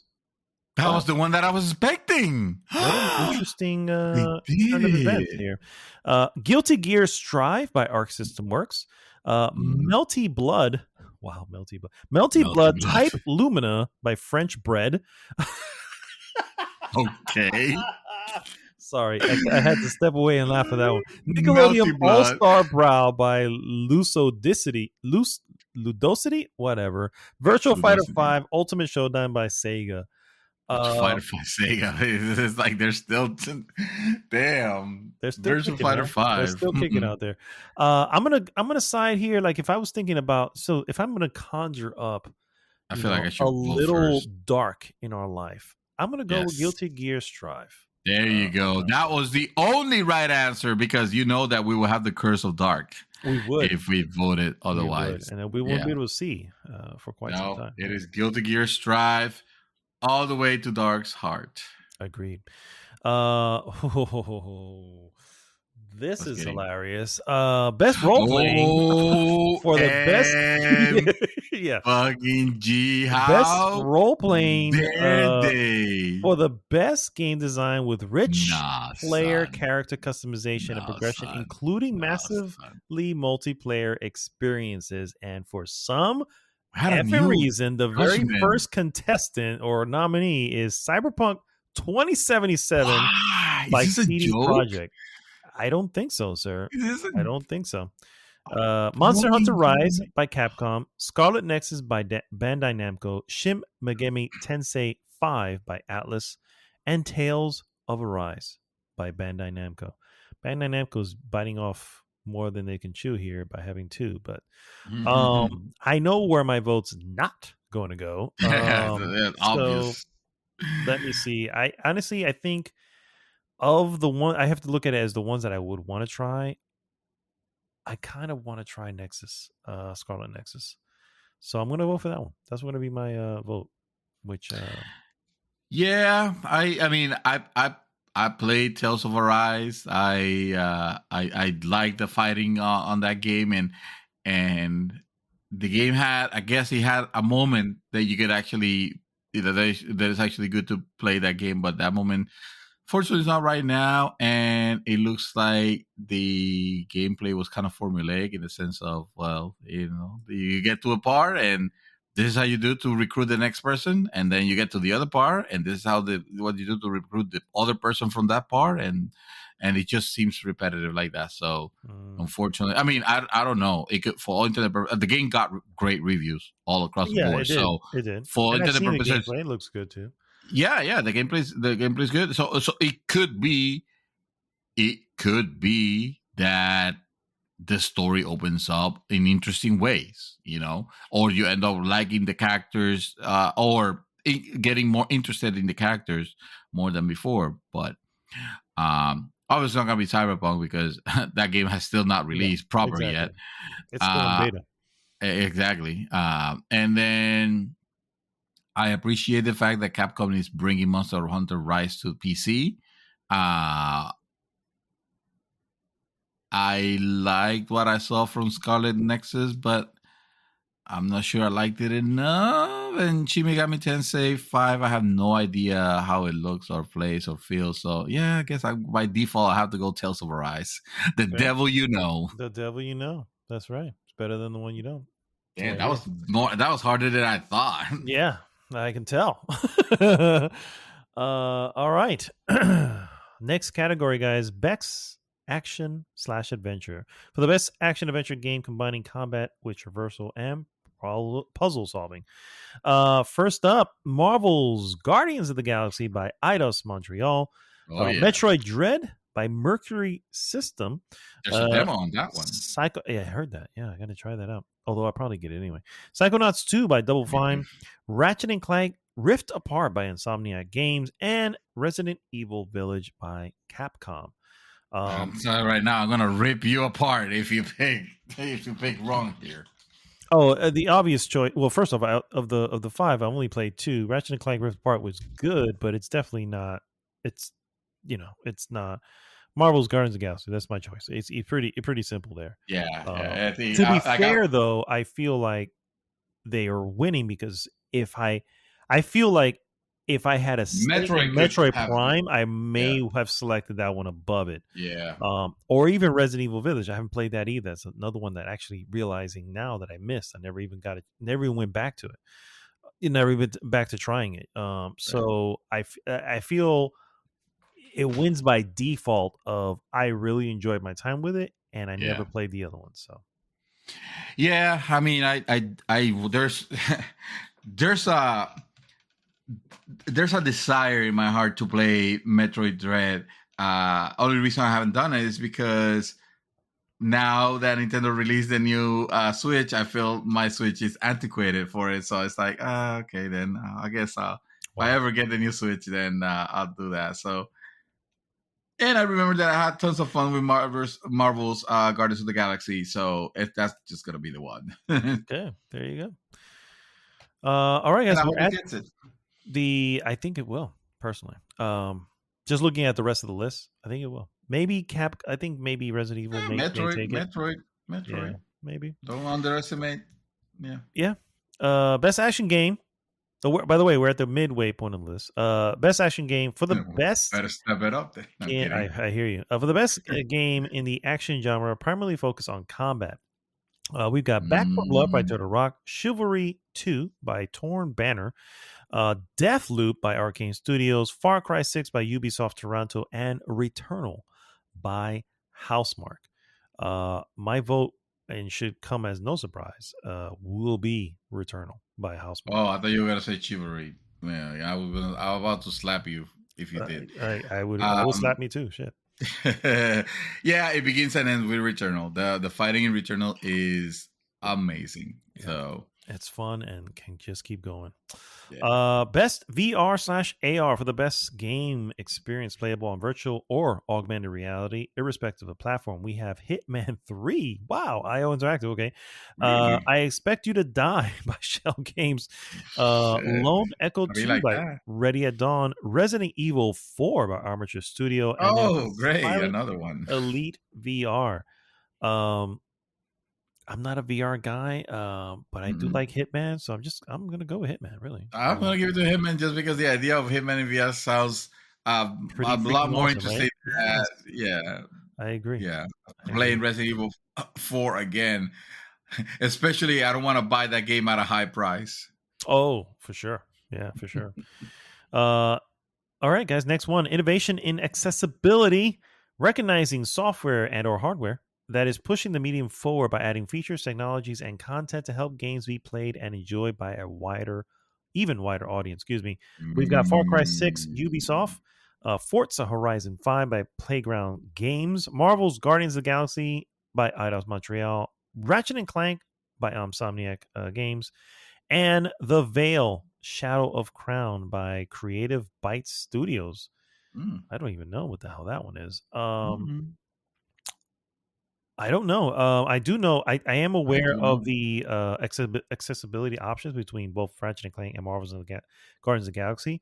Both are pretty like extensive, but I think may Guardians of the Galaxy may actually edge out Ratchet and Clank with their options.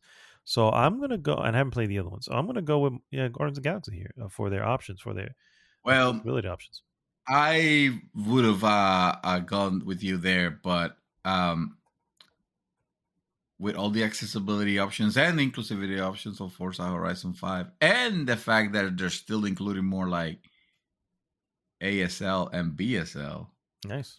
I mean, there's no other game that has done that, you know. So No, not at my all. vote, Yeah. it needs to be Forza Horizon in this case for for accessibility You know what? and I'm inclusivity. actually going to change my vote for the fact that they include ASL. That is pretty freaking awesome. That is So I'm changing my amazing vote to hear. to Yeah. Forza Horizon 5 for including ASL.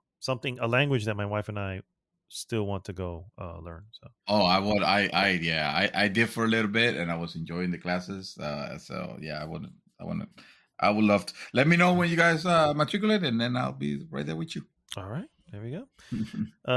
Next one, guys. Best community support, recognizing the game for outstanding community support, transparency, and responsiveness, inclusive of social media and game updates.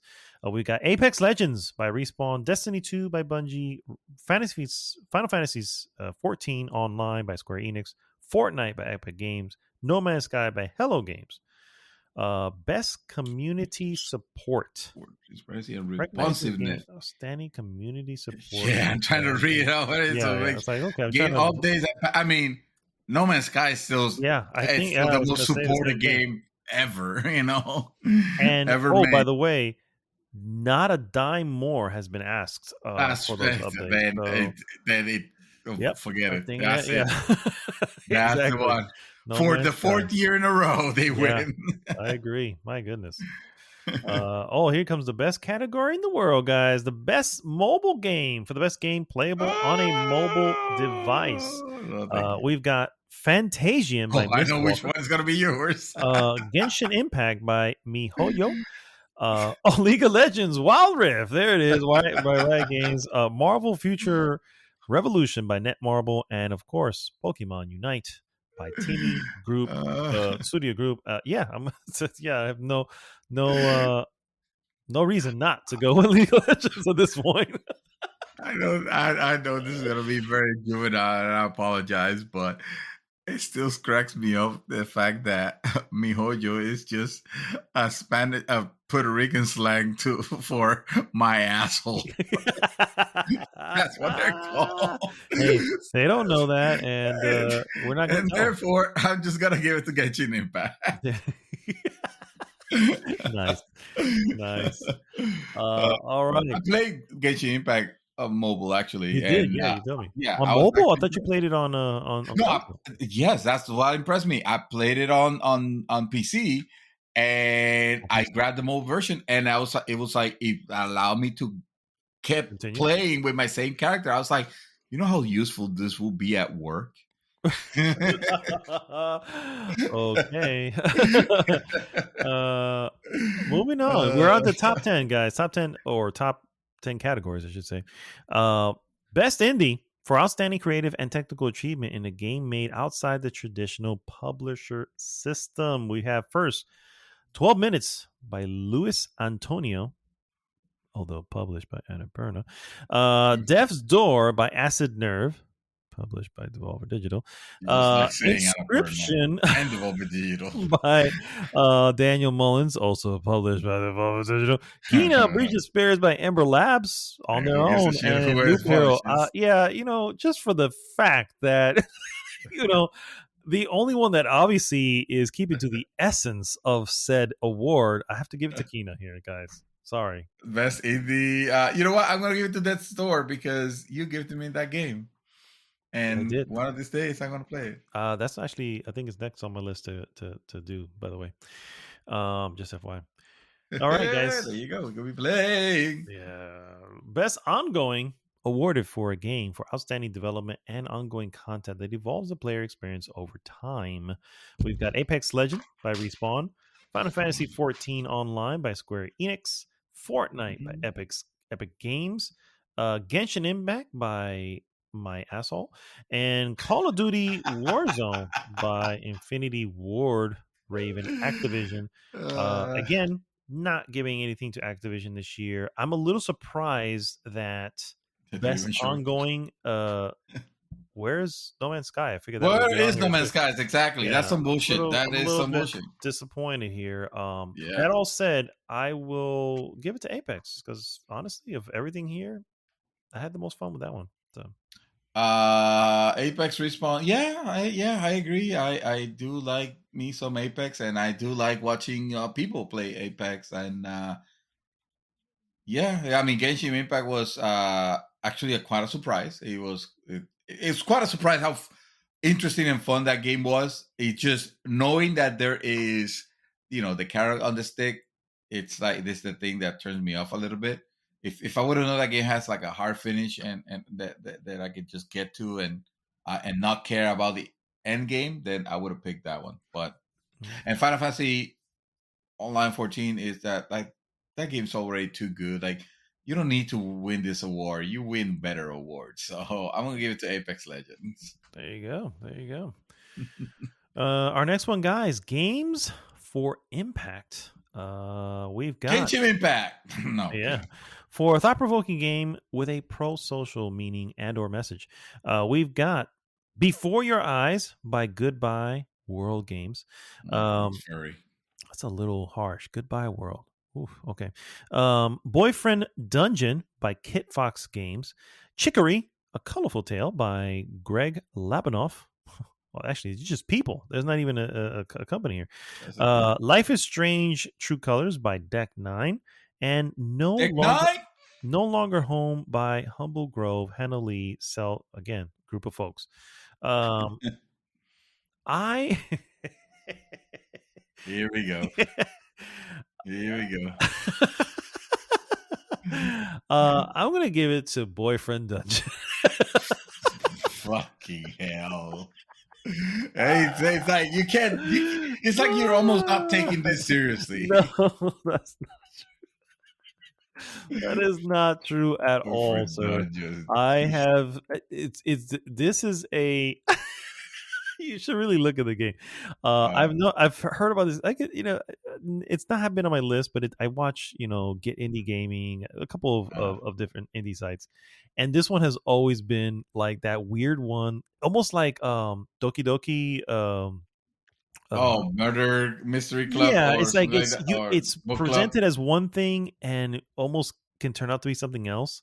And because of that, this is actually it's got a little bit of a dungeon crawler thing. So anyway, Really? yeah, Okay. that's where I'm going with because, well, why the hell not? I tell you why the hell not. Because fucking Life is Strange True Colors is here. And they're selling that game. It's on sale right now for $34.99. And I'm Is it? thinking I might pick that up. I might pick that up. I might need to pick that. Yeah. I wanted The to last one, so be fair, Life is Strange 2, I didn't finish. I have all of it and I didn't finish. Yes, I couldn't get past the second episode. So I don't know. You know what I'm saying? I'm like, I don't know if that's that kind of, because it's for whatever reason, the very first Life is Strange is amazing. It's an experience that I don't think can ever be replicated. Right. And I feel like they've been trying to, and Life is Strange. Well, you have Before the Storm, which did not replicate it, even though characters were, similar characters involved. And this 2 had moments where like, whoa, but again, there were long, drawn out moments where I'm like, I just need to get to the next thing here, and it's taken too long, and it lost me. So that's really why. Although I have heard good things about Life is Strange Colors, True Colors. Anyway, so that's my yeah. So you're going with that one, okay? Cool. All right, guys, we are down to the best performance awarded to an individual for voice over acting, voice over Oh acting, my god. motion and or performance. We've got Voiceover acting, and you yeah, said no. voiceover acting. Hey, That's so messed up. tomato, guys. Erica Mori as Alexis Chen from Life is Strange: True Colors. Giancarlo Esposito as Anton Castillo from Far Cry 6. Jason Kelly as Colt Vaughn And from we Deathloop. found our winner. Maggie Robertson as Lady Dimitrescu from Resident Evil Village. And Ozioma Akaga as Juliana Blake, also from Deathloop. Yes, I agree, sir. It was Colt good Vaughn too. is the But Colt, we got me yeah, fucking is Colt. the, I mean, Juliana was great. Don't get me yeah, it was wrong. great. Honestly, Absolutely. they made a mistake and put it like this two should have been the team, because either one of them would have won. But I have I to. know, right? If they would have put it as a game, right? Like as a group, oh, that would have been Yes. excellent. Oh my god, because the fucking Juliana was fantastic. Also, it's Yeah. like Yeah. that game. Like I stopped playing, but the acting, the voice acting was top notch on it. So Yeah, I agree. but yeah, fucking Colt. I agree. So good. He's so good. It's so great to put a face to the voice. Oh yeah, Also, and okay, to okay, Juliana, yeah. it's also yeah. Yeah, They're actually, they fantastic. both kind of pulled their role Because out a little bit if here, there yeah. was if there was a casting, if there was a movie, it's like hey, yeah, Yeah, you use the you same yeah. people. Yeah, exactly. Yeah. Oh, that's awesome. All right, we're on to best audio design, recognizing the best in-game audio and sound design, and we have Deathloop by Arcane Studios, Forza Horizon 5 by Playground Games, Ratchet and Clank Rift Apart by Insomniac Games, Resident Evil Village by Capcom, and Returnal by Housemarque. Audio design and sound design. I've only played 3 of these. I don't recall Deathloop really having anything that sticks out. Ratchet and Clank had some good moments, but nothing. The music that if it was the music, that tune was catchy as hell. Like I could not go to bed. Yes, Yes, it was ridiculously so. Yeah. I'm gonna go with Returnal because I remember every little sound effect that that would come in and trigger your knowledge. It's just a simple one when you hit the little chime when to let you know that your super is loaded. Essentially, you don't have to look; it's just chime. And it's just little things like that game really stuck out. It just I didn't the know 3D there was audio on that game is phenomenal. Like that is a game that you absolutely. definitely want to play with proper 3D headphones Yep. and all that. I mean, I realized that the people from Playground Games spend a lot of time like recording like the different vehicles and stuff like that in ways that supposedly they have never been able to deliver on a Forza Horizon game or a Forza game period. I don't know what's up with that game. Sometimes it has a bug where I just don't hear like the of the of what I expect one of those powerful engines to give, or I don't know, like it's just I don't feel like it's there. And I might be a bug on my end, but still, so. And also I didn't think that, I mean, music aside, I didn't think Deathloop had anything in particular. Like I didn't think that the sound was like out there. So yeah, Returnal definitely by a landslide here. Yeah. No, I haven't checked Resident Evil or Ratchet and me Clank. either. Yeah. So, I did Ratchet and Clank, and it does have pretty good sound effects. Yeah. But Returnal, man, it looks like a game that should have some good sound effects. Yeah. I agree. Yeah. All right, we're down to the last 5 categories, and Jesus Christ, the best score and music for outstanding music, inclusive of score, original song, and or licensed soundtrack. We have The Artful Escape, Johnny Galvatron and Josh Abrahams composer. Cyberpunk 2077, Marcin, somebody here. Deathloop, Tom Salta, composer. Marvel's Guardians of the Galaxy, Richard Schach's composer. And then Nier Replicant, version 1.23, as far as I'm concerned, by Kiichi Okabe. And you messed it up because it would have been 1.22 because you don't round up if the next number is not a 5 or higher. Well, see, You I was fucked looking up. at the 7 going, well, if we round that up, then the next number is actually from a 4 to a 5, which now rounds Yes, up to then it would have been 1.23. 1.225. But you didn't say that. You said True. something. Very true. Also, I'm an asshole.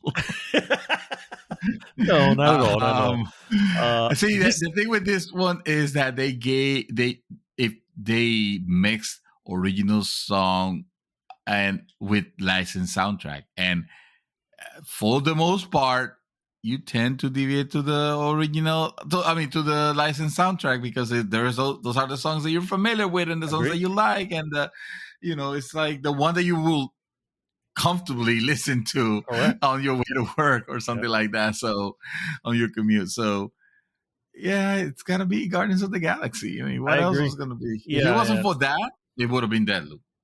Yes, I agree 100%. If it wasn't for that, it would definitely be that. I haven't played Artful Escape, but it is on my list to get eventually. Cyberpunk, whenever they release that, I'll try it. But yeah, Deathloop would have been my second. Yeah. And if it would have said Nier Automata, then we will be having a conversation here. But it says Nier Replicant, so we're safe. No conversation to be had. You haven't played that game, and you did, but you didn't. You really didn't. Yes, I agree. You didn't play with your heart, which was the controller that you needed. The gamepad that you needed was your heart, and it wasn't in it. So exactly. All right, best art direction, guys, for outstanding creative and/or technical achievement. A lot of the same games design and animation. That happens when you get to the top. The Artful Escape by Beethoven and Dinosaur. Deathloop by Arcane Studios. Kena. I'd probably play if it's Bridge of Spirits. Maybe, yeah. Psychonauts 2 by Double Fine and Ratchet and Clank Rift Apart. Art direction? Was Ratchet and Clank? I don't know about that one. Art direction. Deathloop definitely has its own art direction, but I can't say it's the best because I actually think it's one of its flaws. Yes. So I honestly have to go with Kena because again, this is Pixar level art direction for characters, for world design, for just the way the game fluidly moves. It's really a gorgeous game. I never played Psychonauts, but I never cared for the look of Psychonauts. And Ratchet and Clank is good, but artful. I will say that's the art one, sir. The Artful Escape is available on Game Pass. I can download it right now, and I'm actually throwing the trailer to see if it's gonna push me on it, and it looks very used, so probably not.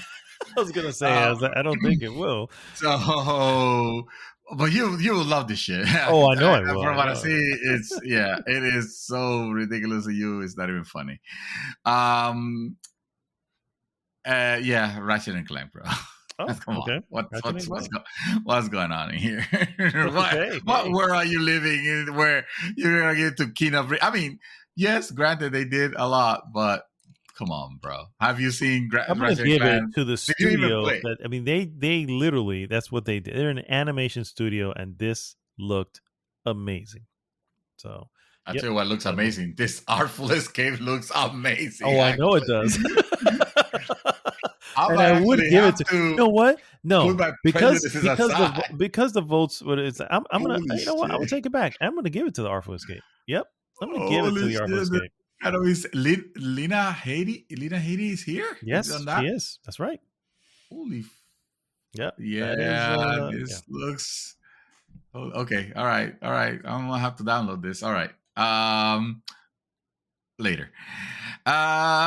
Next one. Yeah, Ratchet and Clank. I already said that. Okay. Next is Best Narrative. All right. For outstanding storytelling and narrative development in game, we've got Deathloop, Arcane Studios. It Takes Two by Hazelight Studios. Life is Strange, True Colors by Deck 9. Marvel's Guardians of the Galaxy by Eidos Montreal. And Psychonauts 2 by Double Fine. I've no doubt that there's some fine choices here. Honestly, all I I can agree. definitely see any of them taking it in this case, and I don't mean that as a joke. Any of them could actually take this.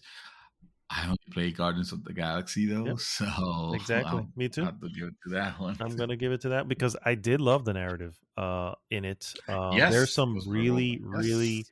powerful moments that I will not spoil here, and I meant to tell Mhm. you off the air, or I meant to talk about it off the air, and I just forgot. But there's some really, really good moments in the narrative overall, and some Yes. silly ones too. But overall, yeah, it's definitely no offense to Deathloop, but it's definitely better than Deathloop. Yeah. And I haven't played the other one. So, all right, we're on to the last two categories. Got best game direction awarded for outstanding creative vision and Same innovation games. in game direction and design. Yeah, we're at same games. Deathloop by Arcane Studios. It Takes Two by Hazelight Studio. Returnal by Housemark. Okay. Best game direction, And like I said. Psychonauts 2 by Double Fine and Ratchet and Clank Rift Apart by Insomniac Games. This is definitely a testament to this year's being a little light in heavy hitters. I feel. That Eh, said, best game direction for creative vision and innovation in game direction and design. I'm going with Returnal. I'm going with Eternal 2. I mean, I realized Psychonauts, it's a thing of its own. I bet this is a game that if we were to give it a chance, like it will captivate us. Like it has captivated millions of people. It's just it like nothing gives that first impulse to do it. So, Yeah. you know, uh and as much as I recognize Ratchet and Clank, it's a great game. I don't think it necessarily does the thing where you feel like, oh, the direction of this game was like superb. Superb. Yeah. Good And choice. It Takes Two probably has it, to be honest with you, but I haven't played it. I do see Returnal had a vision and it stuck to it. Everything on it seemed very interesting. The gameplay was like top notch. No doubt, if I were to pick one, it will have to be that one. So Yeah, I agree. let's make it that one. And then finally, guys, we're here at the Ooh, game of the year. game Recognizing of the the game that years, and delivers it's the same games again. recognizing the game that delivers the absolute best experience across all creative and technical fields. I'm gonna list the games, and then I'm gonna list a gripe here with anyway, Deathloop by Arcane Studios, It Takes Two by Hazelight Studios, Metroid Dread by Mercury Steam, Psychonauts 2 by Double Fine, Ratchet and Clank Rift Apart, Insomniac Games, Resident Evil Village, Capcom. Here's my gripe. Wow. My gripe is this: Metroid Prime is listed here as Game of the Year, and yet it was listed maybe once before this, maybe twice. Yeah. Makes me wonder. We've seen Returnal several times. Oh, by the way, in the very last category, which is best overall direction, Yes. and it's not included here. It's a weird thing. It makes it strange to me. It makes no sense in the eyes of what the hell is Resident Evil Village doing here? Not to say it's a bad game or anything like that, but in the sense of, I mean, the game of the year.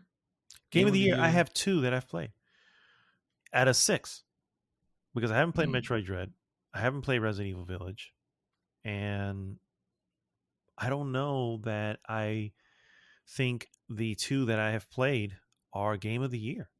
You know what I'm saying? And what's silly here is, like I said, I go back to best game direction, and you have Returnal. And if Returnal was in the Game of the Year, that would easily be my pick because it makes sense. It was in best game direction. It was in best audio design. Best action game. But why is it not in the Game of the Year? It doesn't make sense to me. And now I'm left to pick from Ratchet and Clank and Deathloop because of the only 2 I've played. No, I mean, that puts me in a position where what am I going to? Fair enough. I've only played one game and I did not like it. I did not finish it. I'm not going to say I did not like it. I liked it, but I did not finish it because I didn't care to continue on it. It puts me I'm going to select the game that I feel in my heart should be the winner for for what it does and what it's trying to accomplish. I'm not gonna go with because Returnal's not here, and Returnal should have been here. I wholeheartedly agree with you 100%. Even though that's another game that I stopped playing, but I recognize, and I told you back, I told you, dude. Even when we stopped playing, that doesn't mean that it's out of our conversation for Game of the Year. That game, like it had, like what it brought. Strange, man. It's yeah. I'm gonna go. This off, is fixed. I is guess. I mean, it's I don't know, but I'm. You know what? I'm gonna go with fuck the Oscars, and I'm gonna go. It Takes Two. That's what I'm going. Yep. It Takes Two. It should be the Game of the Year because what it tries to, what it tries to exactly. Also, fuck the Oscar. Fuck the Oscars. What it tries to accomplish, I think it's something like noble. It's something very sweet. It was nominated for best story. So it's nominated several times through the thing. Yeah. Yes. Yeah. So it kind of makes me want to pick it up just to experience that. And I would love the idea of playing this game with my wife. As a matter of fact, I have mentioned it and she hasn't taken to it, but I think if I find a way, let's just say, I'm gonna convince her. I think it'll be a great experience. So yeah, it takes two. Yeah, that's what I'm gonna go with. I mean, the other one would be Metroid Dread. Would really be the only other one, but I don't know. I do want to play it, and I hear. Well, I have no doubt that. I don't have a doubt that game is amazing. It's just. But I do want to give it to something that earns it, and I don't think Ratchet and Clank did. It's a good game, very good. I definitely don't think Deathloop did. I think Deathloop is just a good game. It shouldn't even be on this list, frankly, in my opinion. And yeah, like you said with Hazelight Studios, and the the lead guy there, where he's consistently thinking of how to innovate in gaming and how to make it so that just their last game was a two-player game. It's one of those things like you can only play this with two people, and he knew that, and they went ahead and said that's okay. There's a way. There's a Game Pass that you can use and give to a friend, so only one of you have to buy it, but you can both play it. Yeah. And something similar has been put into It Takes Two, dude. That's that deserves it. That easily deserves it. And so yeah, so there you go. Those are our picks for the 2021 nominees for the Game Awards, and we'll see how right and or wrong we are. we will have. I guess we will have our topic where they talk about when they announce the winners. Well, they also know winners. Yeah. It will be live December 9th at the Microsoft Studios in Los Angeles. And of course, it'll be available to watch all over the internet. So actually, I can't wait to watch it. Thanks again, guys, for tuning in to another awesome, exceptionally long episode of GG Awful Podcast. We're probably at 4 hours at this point. No, it doesn't feel that long. It doesn't feel that long. It really doesn't. I'm not gonna lie. But anyway, thanks guys for tuning in. Appreciate you sticking it out with us. Obviously, please leave your comments. Let us know what you think of the nominees and your opinions on that. And of course, please like, subscribe, share with everyone.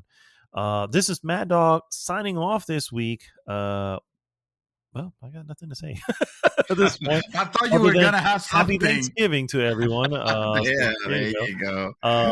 Mr. Santos, Dream Twister, take us home. Don't fry turkeys. All right, just do it in the oven like a normal person would. Exactly. Just don't dump it into. Just do it like your grandmother did. There you go. Exactly. Don't get creative with your turkey making. And nobody likes creative. No weird hybrids either. I don't want no turducken, chicken, duck. No, none of that. It's just evil. It's evil, guys. Think about it for a second. You're literally placing a bird into a bird and then cooking it. It's just Have you it's seen the human centipede? yeah. Is that what you want to exactly. have? That's exactly what you're having for Thanksgiving, guys. There you go. That's not the. You're not welcome what- for the imagery. Yes, exactly. All right, guys. We'll see you next week. GG!